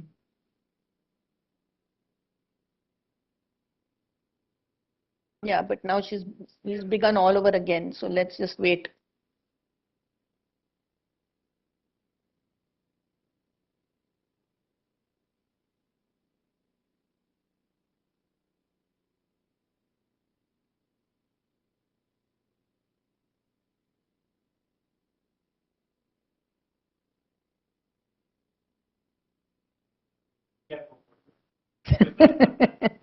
I don't think you're in a mood for a recap right now.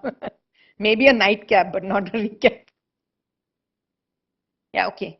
So, no, you need to go back. Yeah, okay. So this is the membranous labyrinth. And you will see that the cochlea, which is concerned with hearing, is in very close association with, yeah, I know I can, but okay. So, um, so one of the things which someone asked was where the central vertigo and peripheral, one of the key things is vertigo associated with hearing loss is most likely to be peripheral vertigo because the two systems are so close together. So in the inner ear, you have the utricle, the saccule, and the three semicircular canals.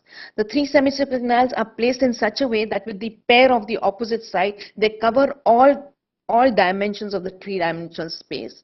The utricle is responsible for movement in the sideways and on the horizontal plane, and the saccule is concerned with movement in the vertical plane. So if you're in an elevator, it's the saccule which is stimulated, and if you're on a travelator in one of the airports, then it is the utricle which is being stimulated. And if there is any angular movement of the head or the body, is the semicircular canals which are getting. So a rotational movement is what the semicircular canals pick up. The utricle and saccule have a resting electrical potentials discharge, because you have to know where you're standing in terms of horizontal and vertical. The semicircular canals don't have a resting membrane potential discharge, because you will others constantly feel that you're moving in a rotatory manner, and therefore when you get this rotation classically in benign positional vertigo, is because something is making these semicircular canals to be stimulated when they should actually be at rest. That is what is happening in BPPV. We know that the three inputs to the computer which manages balance are, it's not moving. Okay.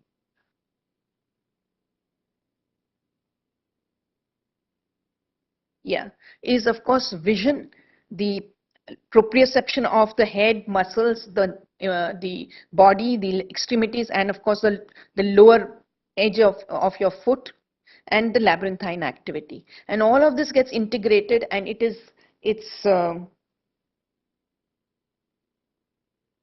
that pointer's not working.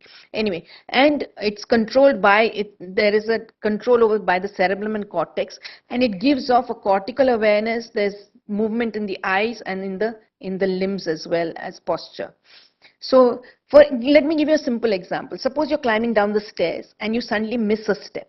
So what happens is you get a sudden angular rotation. One, so that's the labyrinth stimulated. You lose contact with the step, so that's proprioception being stimulated. And the third thing is that your visual field suddenly changes, so the eyes are stimulated. And because of all this data integrating together, at the spinal level, at the spinal reflex, a motor response is generated the way you catch the banister. So this is what happens very quickly, so quickly at the spinal level that we don't even notice it.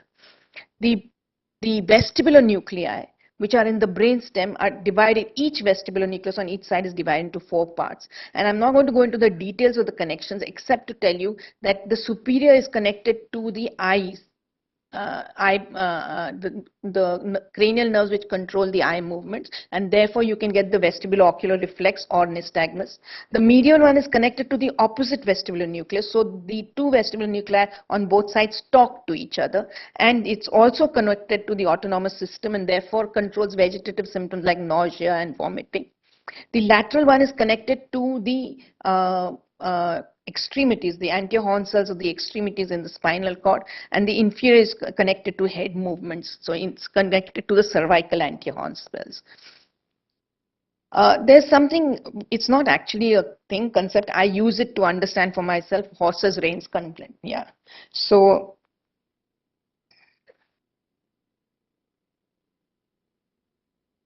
the horses rein concept is that if you hold a horse and you hold both the reins symmetrically, whether you hold them tightly or loosely, the horse will go straight. But if you pull one rein and you loosen the other, the horse will turn. So the same thing applies to vestibular nuclei. If both of them are firing symmetrically, whether there's an increased activity or decrease activity. But if it is symmetrical, then the patient does not experience a change in movement or vertigo. But if there's asymmetry between the two, that means one is firing at a lower rate compared to the other one, then you get a sense of movement or vertigo. So classically, as we are all sitting just now, both our vestibular nuclei from both sides are actually firing at the same rate, and therefore we don't see any apparent movement in the surroundings. Must remember to change it here. This is from one of our standard textbooks, Scott Brown. It says that a meticulous medical history gives provisional diagnosis in 90% of vertigo patients, which means that two things. One is, usually by the end of taking an exhaustive history, you will have a provisional diagnosis. And therefore, history taking is one of the most important investigations in a patient of vertigo. It's also very important because these patients, especially with unremitting symptoms or repetitive symptoms, tend to go doctor shopping. And therefore, it's very important that they feel that they're being listened to. Because they always have, as Dr. Tripathi was saying, they can have a psychological overlay. And therefore, with all these things in mind, taking a detailed history and making the patient feel that he's listened to is one of the actual treatments for vertigo. So what are the nature of complaints? Whether there's a sense of turning, rotation, instability following blackouts, fainting attacks. Obviously, if there are blackouts and fainting attacks, we know immediately that this is not something that we should be dealing with. Precipitating factors like change in position, upper respiratory tract infection, or precipitating factors like crowded areas. So there's a phobic vertigo which is known, that is inside a lift or inside a crowded area. So these are the various precipitating factors. It's very important to know the mode of onset, which is whether it's gradual or sudden. I'm going to explain this a little bit in detail later. And the progress is whether it has been a single attack and never come back again, or whether there are fluctuating symptoms or it is gradually increasing or progressive. The three major parameters that we ask for in history is frequency, how often do the attacks come per week, the duration, whether they last seconds, minutes, hours, days or weeks. This actually is one of the single most important questions to ask in peripheral vertigo. And severity from no attack to incapacity. And the frequency and the severity is actually so that you can prognosticate what is going to happen and also to titrate your medical doses or whatever you need to give the patient. Whether there's an actual rotatory sense, whether there's instability, and like I said, sense of fainting, lightheadedness, these are the ones, the lower two are the ones where we think of some non-vestibular cause of giddiness. Now, if it's a rotatory sensation or an unsteadiness, both of these can occur in peripheral vertigo. If it is episodic, that means it lasts only for seconds, you're looking at, and it's rotatory, and is aggravated by head movements, you're looking at something like benign positional vertigo, BPPV. If it is episodic, it comes and then stays for a few days and then goes, and then again after a year you get an attack like that, and it stays for more than 2 hours, it's usually Meniere's disease. If it is unsteadiness, and it is a sense of imbalance, and if it stays for hours to days to weeks to months, or rather weeks to months, and is progressive, in that case, and it never goes away, you're looking at something like a vestibular schwannoma or an acoustic neuroma. So even these questions as to how long the attack lasts, how has it progressed, has it become worse, or is it the same, or there are periods of time when it is completely, you're asymptomatic, will guide you to a diagnosis. For example, a CP angle tumor, the patient will never say that I am completely asymptomatic at times. There will always be a baseline level of unsteadiness. Whereas a patient with Meniere's will tell you that between these major attacks that I get, I'm completely stable.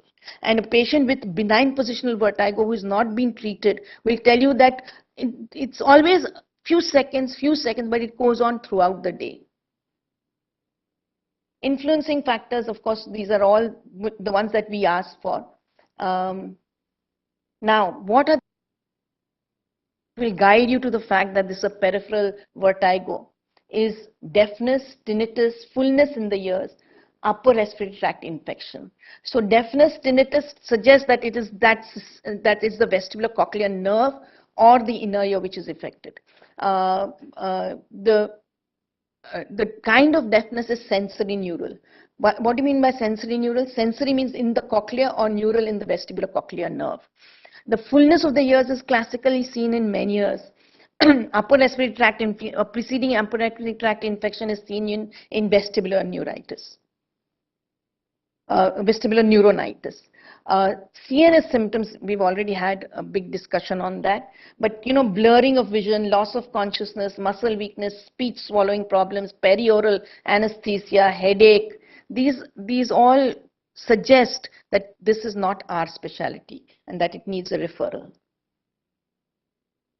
You have to rule out other illnesses as well. Of them can cause and have an underlying cause of and present with vertigo.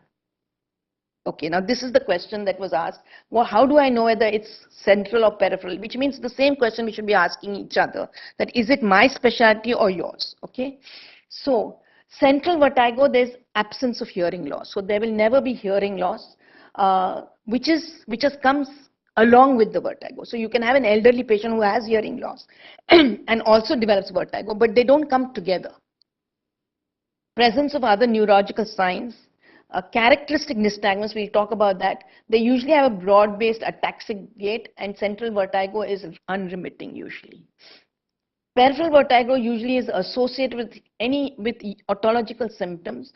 It's associated more commonly with autonomic systems symptoms like nausea, vomiting. There's usually a sensation of falling to one side. It's very difficult to make out which. It's not necessary that the fall is always towards the side of the disease side. Okay? But it can happen that patient will say that I keep feeling I'm going to fall to one side. The nystagmus is characteristic, and usually peripheral vertigo is self-limiting. That if you don't do anything to it, chances are that it will gradually burn itself out. Besides a general examination, which we are, what do we do in the ear? So in the ear, we do automicroscopy, tuning fork tests, fistula test, and audiogram. So automicroscopy is where we use a microscope to examine the ear. One of the classic things you're looking for is for cholesteatoma in the ear. Usually central perforations of the tympanic membrane don't cause any vertigo or don't cause any, but involvement of the with a bone eroding disease like the cholesteatoma can affect the semicircular canals. It can erode into the semicircular canal and present as giddiness. So patient with ear discharge who presents with giddiness needs an emergency referral to an ENT surgeon, because cholesteatomas, especially ones which are having complications, are life-threatening.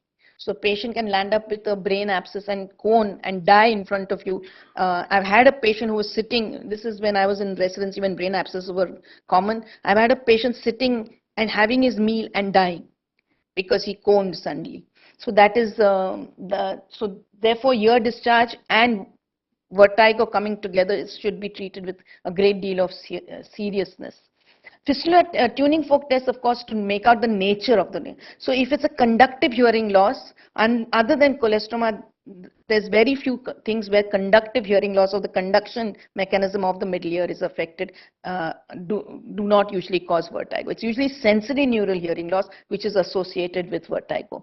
Fistula test is where we press on the tragus and create a difference in the pressure, a pressure gradient, and if that gets transmitted to the inner ear because of an erosion of the fistula of the semicircular canal, then you get nystagmus. So if you elicit nystagmus by changing pressure in the external auditory canal, that means that you have had an erosion of one of the semicircular canal, the bony erosion of the semicircular canal, and therefore this pressure is being directly transmitted to the membranous labyrinth. That is what happens. An audiogram, we'll talk a little bit about an audiogram, but there are certain audiograms. The shape of that audiogram will tell you that what is the concern. For example, if you have an elderly patient who is a diabetic, who has cataracts, and he comes and tells you that I have unsteadiness, and if you do his audiogram and it shows a classical presbyacusis kind of picture, then you know that this is age related. It's one of the symptoms of old age that the patient has unsteadiness. and or not a very good sense of balance.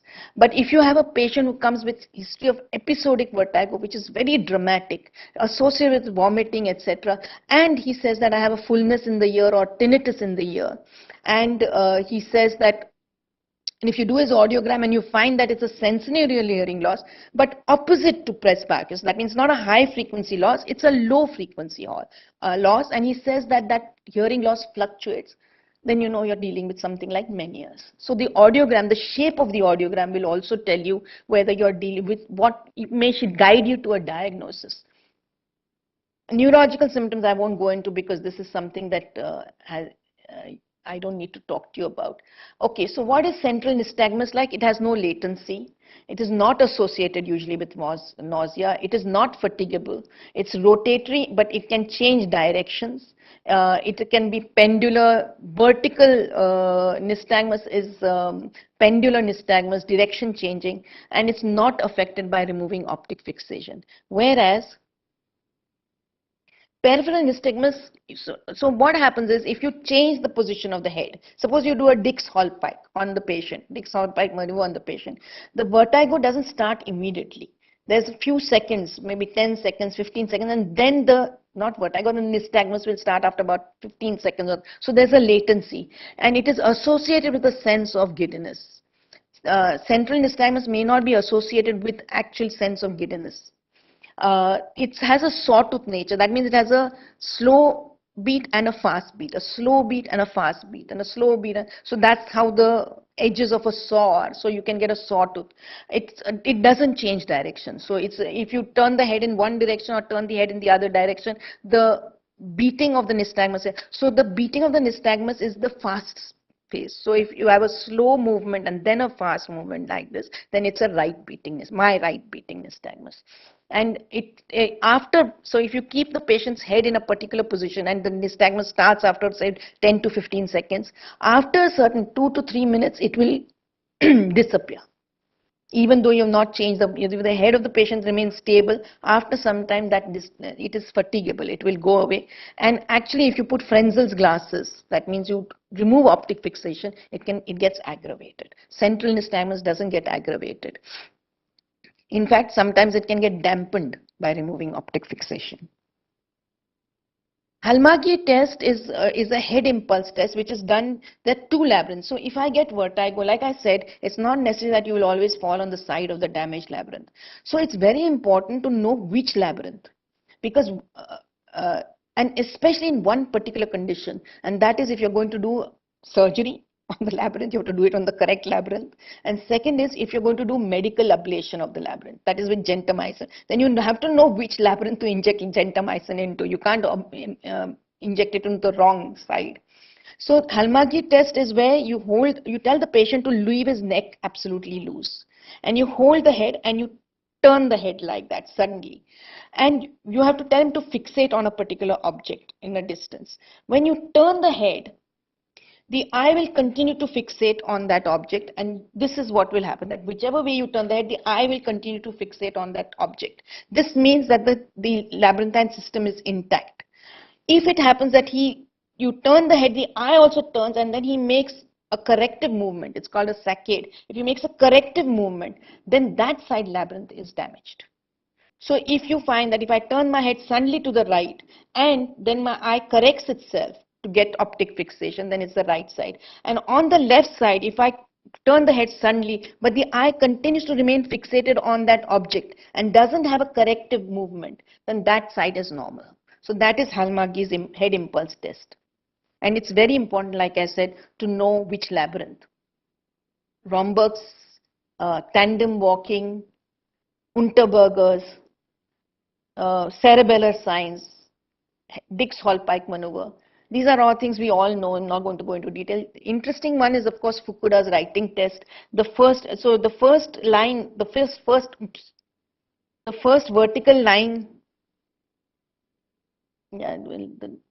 first vertical line is written with the eyes open by a normal person. This is written by a normal person with the eyes closed. This is written by a person with a labyrinthine problem, with a peripheral problem, with eyes closed. And this is written by a person with central problem, with eyes closed. So if you just give them a piece of paper and tell them to write, sometimes you can make out whether the patient has a central or a peripheral vertigo just by making them write A, B, C, D, E in a vertical format. Of course, a lot of biochemical investigations which you would do to elicit some underlying comorbidities. In our case, what we do are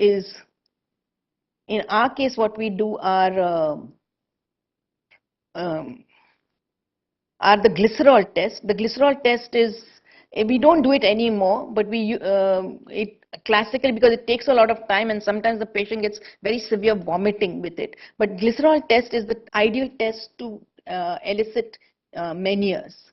When you dehydrate the endolymphatic duct, the hearing improves. So a hearing improvement of about 5 decibels over 3 frequencies, or 10 decibels over 2 frequencies, or 15 decibels in a single frequency after giving the patient glycerol suggests that the patient has Meniere's. So that is the glycerol test. It's done over 2.5 hours. We take repeated audiograms. So it's a very cumbersome test, and that's why not done. But I remember my residency days, I spent a lot of time giving people glycerol and buckets to vomit in. So I don't think it's a very good. It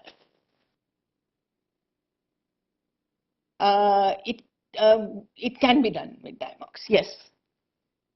In our investigations, the important thing to remember is that we do the audiogram. So always in a patient with vertigo, and you're not sure what the diagnosis is, ask for an audiogram. Even as a medical specialist, ask for an audiogram. If you find that the audiogram shows some hearing loss, then get an ENT reference.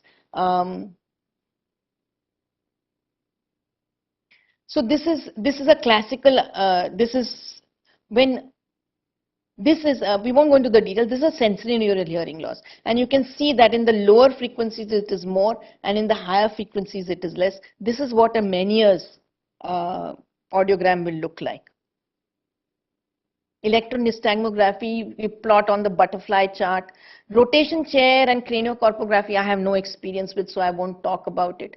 About CT scans, CT scan is not the investigation of choice in vertigo, even for a vestibular schwannoma, because it will not pick up very small ones. What you need is actually an MRI with gadolinium contrast, and this is what a typical acoustic neuroma or a CP angle tumor will look like. It has that typical beaking like this, and that's because that's where it is in the internal auditory meatus, and then as it comes out, it expands into a globular form like this. So this is a classical way in which the vestibular schwannoma looks, or what we call an acoustic neuroma. So what does the patient want? He wants no attacks. So when the patient comes, you have to manage his expectations also, because they usually come expecting you to, at least if you're the first doctor. If they've seen multiple doctors, by that time they're pretty cynical that you will ever be able to help them. But assuming you're the first doctor, they come with expecting that this will never happen. The other thing is that they come terrified, because the first thing we tell them is, yes, this is a dramatic symptom. It defies description for some people, but it's not something which is going to kill you.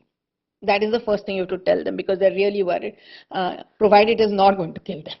But basically, you need to tell them that this is a symptom which is frightening, but it can have a very benign cause. And that benign cause may be treatable. That's what you do. So you have to find out at where they are. Are they saying no attacks? Are they saying fewer attacks? Attacks should not be as bad as before. Attacks should not be lasting long. So these are the expectations of the patients. As they progress through the disease, their expectations do change. The principle of treatment for our kind of vertigo is you treat or eliminate the cause. Not always possible to eliminate the cause. You suppress the vestibular system. Now this was what we learned. We learned that you suppress the vestibular system, but when you suppress the vestibular system, you also cause sedation. And when you cause sedation, you don't allow the central nervous system to help in compensation. So it's, for example, if you have a problem with your cervical spine, if you put it in a collar, then the muscles are never going to really work, and then you're going to have weakening of the muscles and further problems. So therefore, what we would suggest is that after an acute phase, using the collar. As the pain subsides, you should start physiotherapy and increase the muscle strength. And once the muscle strength improves, your spine will be fine. So the exact same thing applies in vertigo, that when it is an acute attack, you give them vestibular suppressants and give them for 2 to 3 days so that the patient who's absolutely acutely unstable becomes a little stable. And then after 3, maximum 5 days, you stop that and you start using other line of drugs of treatment which will not hamper vestibular compensation. So that is what we are looking for. And you wait for compensation. Usually it takes 6 weeks to 3 months for compensation to take place. So if you have a decompensation of the labyrinthine system, if you do nothing, and if it's a single insult, then within 6 weeks the patient will start feeling better. The problem is that it's not a single insult. Sometimes there are multiple insults at varying periods of time, so the patient never really has time to completely recover. That's why the certain patients with peripheral vertigo will tell you that I have been having it for years, because it's not a single insult. So for example, if a patient has a head injury and he has an injury and he has a fracture going through the labyrinth and you don't do anything to it, within 3 months, his other labyrinth will have taken over and he will be able to walk and stand straight. Management, of course, includes counseling, medical treatment, physiotherapy, and surgery. These are the various drugs that we use. So you can see, there are histamine analogs as well as antihistamines. The antihistamines are more as an acute measure of management. Histamine analog, of course, beta histine is one of the first drugs of choice that we use. There's a whole lot others. There's calcium. So the main 2 drugs which are used in peripheral vertigo are histamine analogs like beta histine or calcium antagonists like cinnarizine. These are the 2 main drugs which are used. We'll talk a little bit about them later.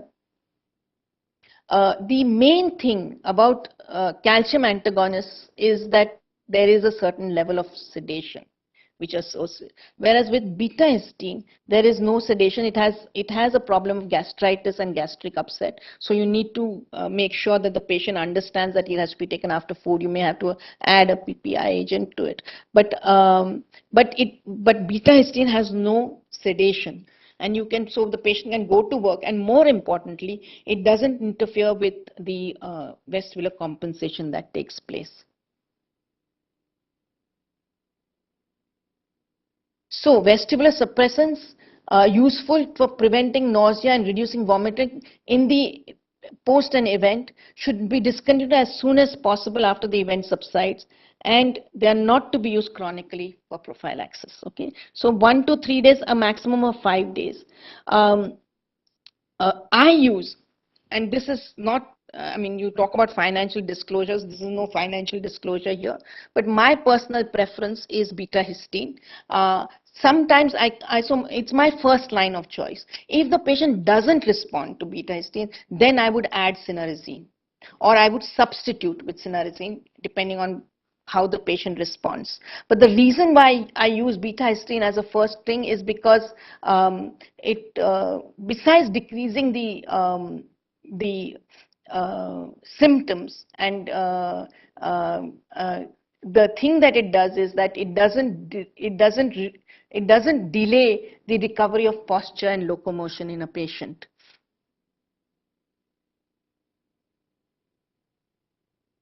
So this is the step ladder approach so it ends with labyrinthectomy. Oops.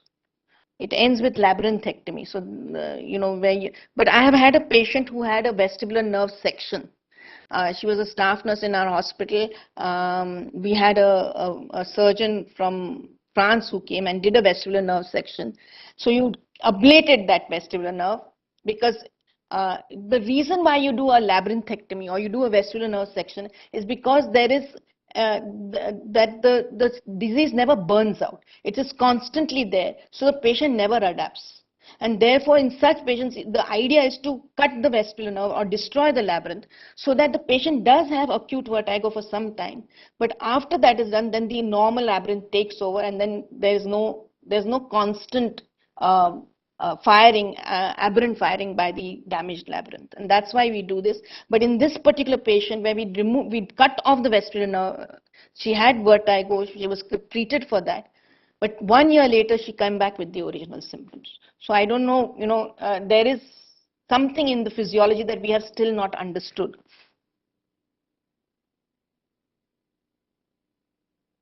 So vestibular compensation, what exactly happens is it's a natural process by which the body overcomes the feeling of vertigo. It takes place at the level of the vestibular nuclei, and the vestibular nuclei receives inputs from both the ears on each side. That's what I talked about as the horse's rein concept. And the main neurotransmitter in the vestibular nuclei is histamine. So if it is normal, if everything is normal, then the concentration of histamine, unfortunately the concentration of histamine in both sides vestibular nuclei is equal. Now if there is a decompensation, you will find that the histamine levels drop on the affected side. And when that happens, it is the activity drops because of that side labyrinth being damaged. So the amount of impulses going to the vestibular nucleus decreases. If the impulses decrease, naturally the neurotransmitter decreases. Second thing is that there is an inhibition by the opposite side vestibular nucleus. So the opposite side vestibular nuclei cause a clamping down on the damaged side. Now what we need is to increase the levels of histamine in that damaged vestibular on the side which is damaged, and therefore bring the neurotransmitter level at equal. So basically it's about creating an equal thing. So what do you do is there's an increase in this gradual increase of histamine in the damaged side over a period of 2 to 3 months is what brings about vestibular compensation. And histamine helps to achieve that, and it takes usually 3 months. That's what I was saying, it takes about 3 months to think. So treatment has to be done in such a way as to increase the levels of histamine in that damaged vestibular nucleus. We know about the H1, H2, H3, but the H1 receptors, in histamine, they increase the levels of histamine. H3, they decrease the levels of histamine. So you need a drug which is an agonist, H1 agonist, and an H3 antagonist.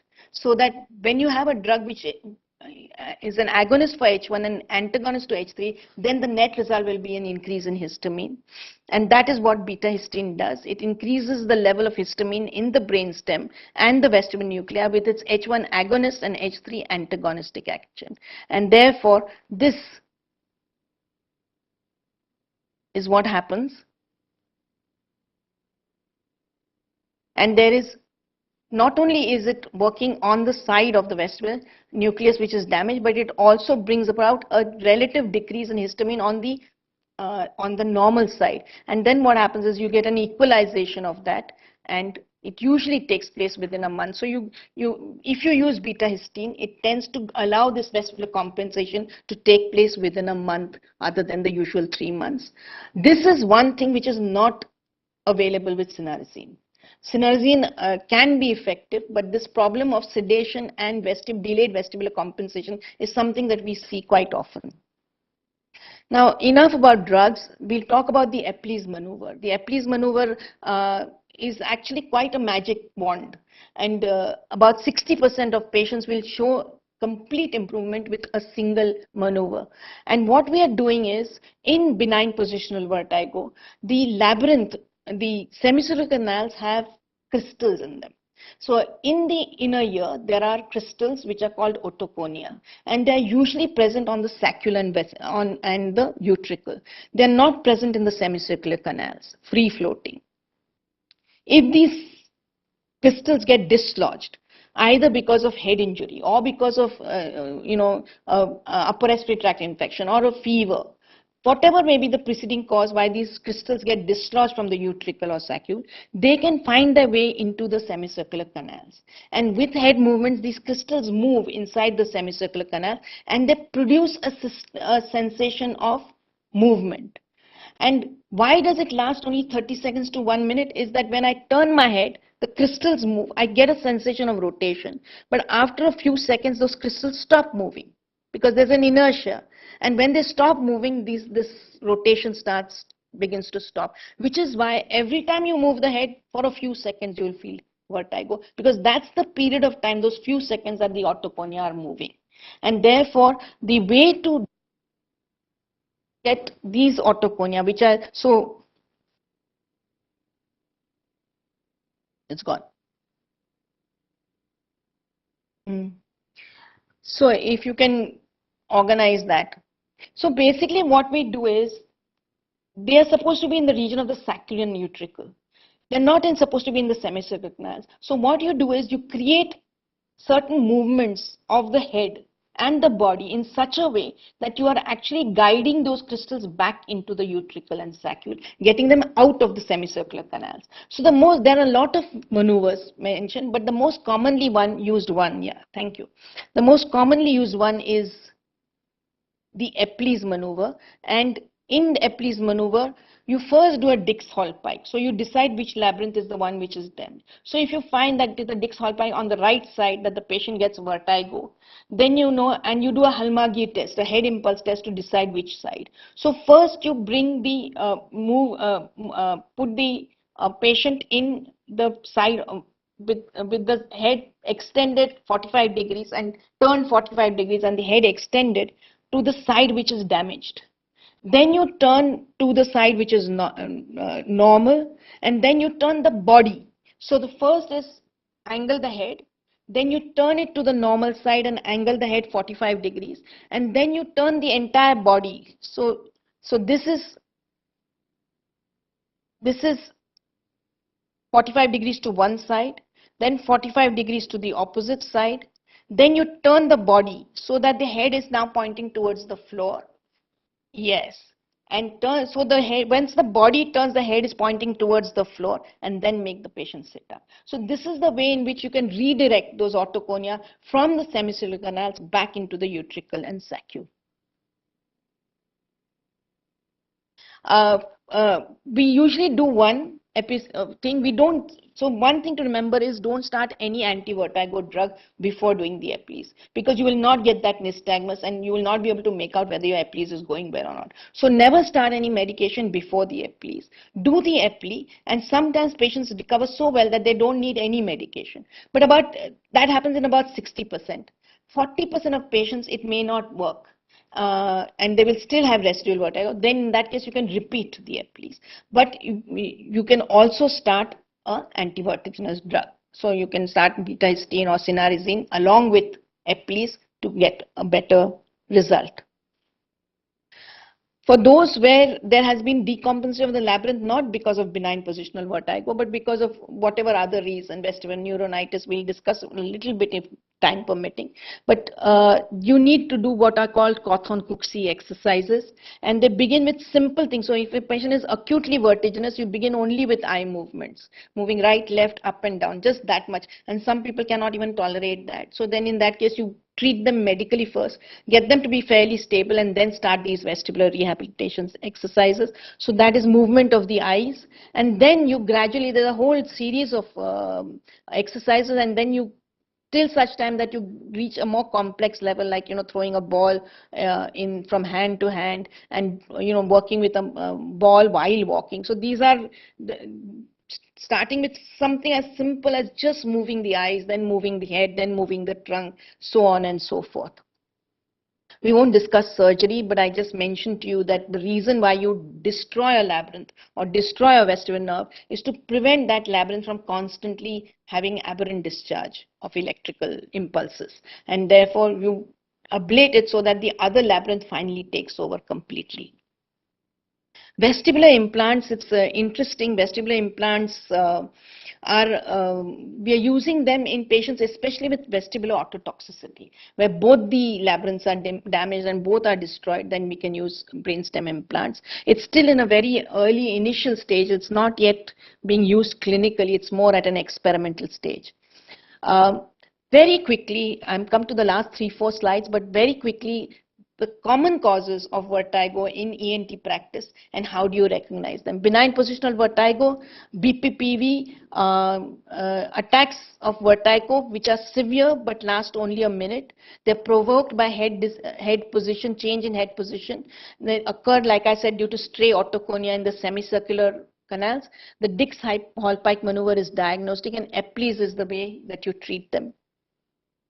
Meniere's disease is recurrent spontaneous attacks of severe vertigo lasting more than 20 minutes, usually hours.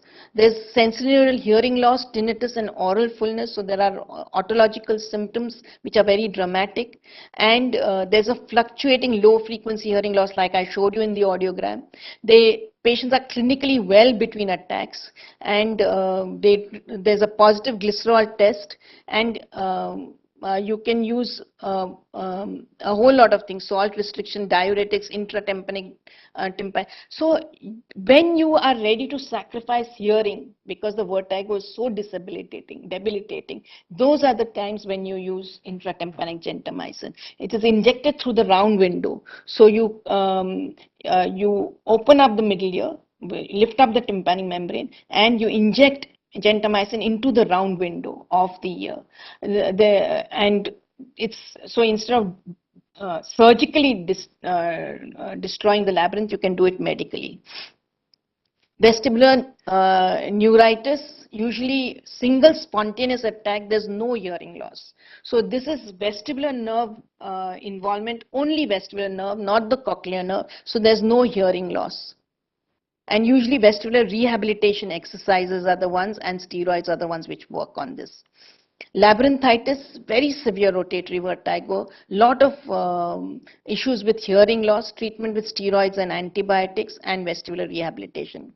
Ototoxicity, it's usually bilateral. And what the the classical thing that he gets is oscillopsia. That means that when he is standing, everything is stable. Once he starts working, everything starts bobbing.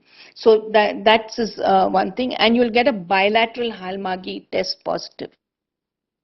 Acoustic neuromas, the most important thing is it's a slow growing tumor and it will be progressive and unremitting.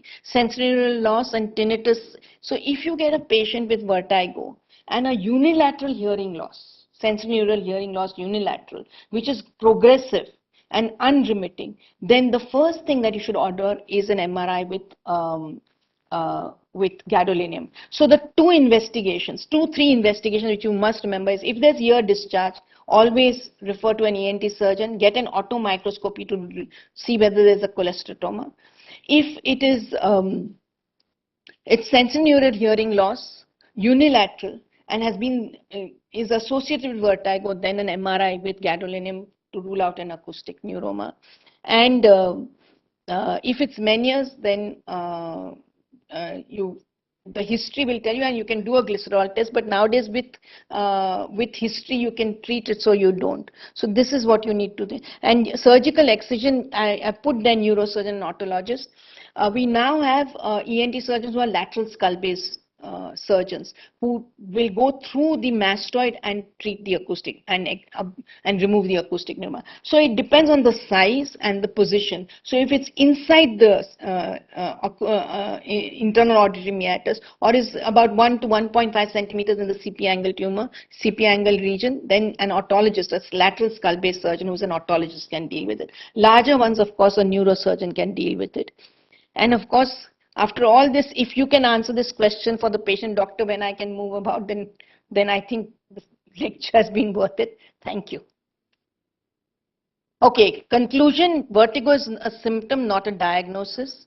Ideal drug should give early relief of symptoms without delaying vestibular compensation. Medical therapy with maneuvers works better than maneuvers alone. Thank you. Okay. Bye.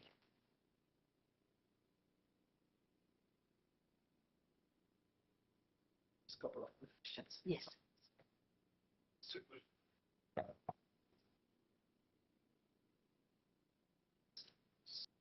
We see one that yes, it's a long-standing disease. I mean, everything also.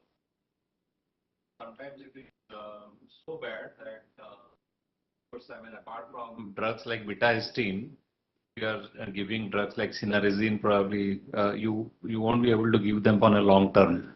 So I have heard talks from Michael Stroop where he says dosage as high as 144 milligram per day has to be used. That means almost 48 milligrams tablets 3 times a day, and that too for a year or maybe few years. So I mean, just a query about this. I mean, how long do you give, and what's the dose usually you give? Because this is the dose we use. Do you use this dose? Yeah, this is the dose that we use in miniers. I've used a lot of patients with doses up to 144 milligram because, to be very honest, a dose as low as 48 milligram doesn't work in them. And I've seen this in many patients who would come back with disabling miniers. And miniers is a disease which continues for years. I mean, this is, Yeah. and you give them for a month and saying that it to kaam hi nahi kar raha. And you cannot add, say, a drug like cinnarizine with his adverse effects for months. So the drug remains, betahistine probably is the drug of choice at an extremely high dose. I do use at 144 milligram. I sometimes add probably astazolamide in some cases, which works well. So, as far as what I do personally, I do give 48 milligrams 3 times a day initially, but I don't continue for a year. Maintenance. So, maintenance is as long as the acute attack is controlled. Once the acute attack is controlled, once the episode, which doesn't mean a single attack, but multiple attacks in a particular thing, once it gets controlled, maybe a month or two after that, and then I stop it. And because the next attacks may come 2 or 3 years later. Come back again with. So when they come back, I start again with 48 milligrams. Yeah, the Yes, same. So 48 milligrams, but I don't Continue. put the patient on betahistine for a year. That I don't. So little going further, ma'am, would you mind, would you clarify this that, can a small dose of probably betahistine, can it help, especially in these kind of resistant manias? Yes. Yes, it can. That's what, Yes. basically because, yes, Amrut sir.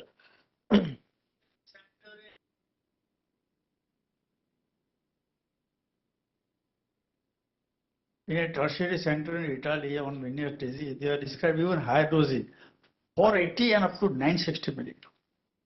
I changed my dosage after listening to Michael Stroop. Yeah, so basically, this is probably one area which still is, I would say, niche and gray and individualization of again, and Yes. that's what I asked usually for both the places.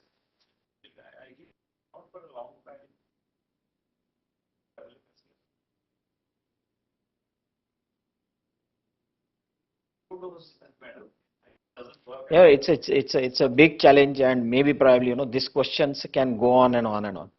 I believe, ma'am, you were just awesome today. I must request all of you to stand up and give a very standing ovation to madam, please.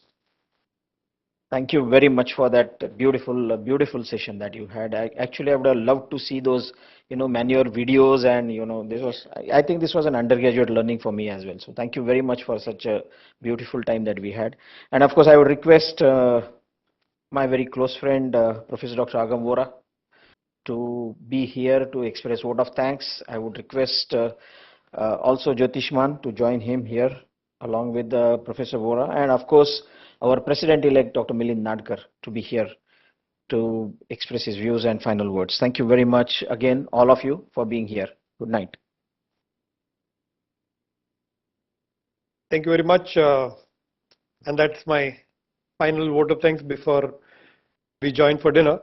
Thank you, guest faculties. Thank you, Abbott, Jyotishman in particular, and the entire team, those hundreds and thousands of Abbott team members who've gone door to door, making this program such a big success. I thank the platform provider, the team, Swati, everybody. Thank you very much. Rakesh.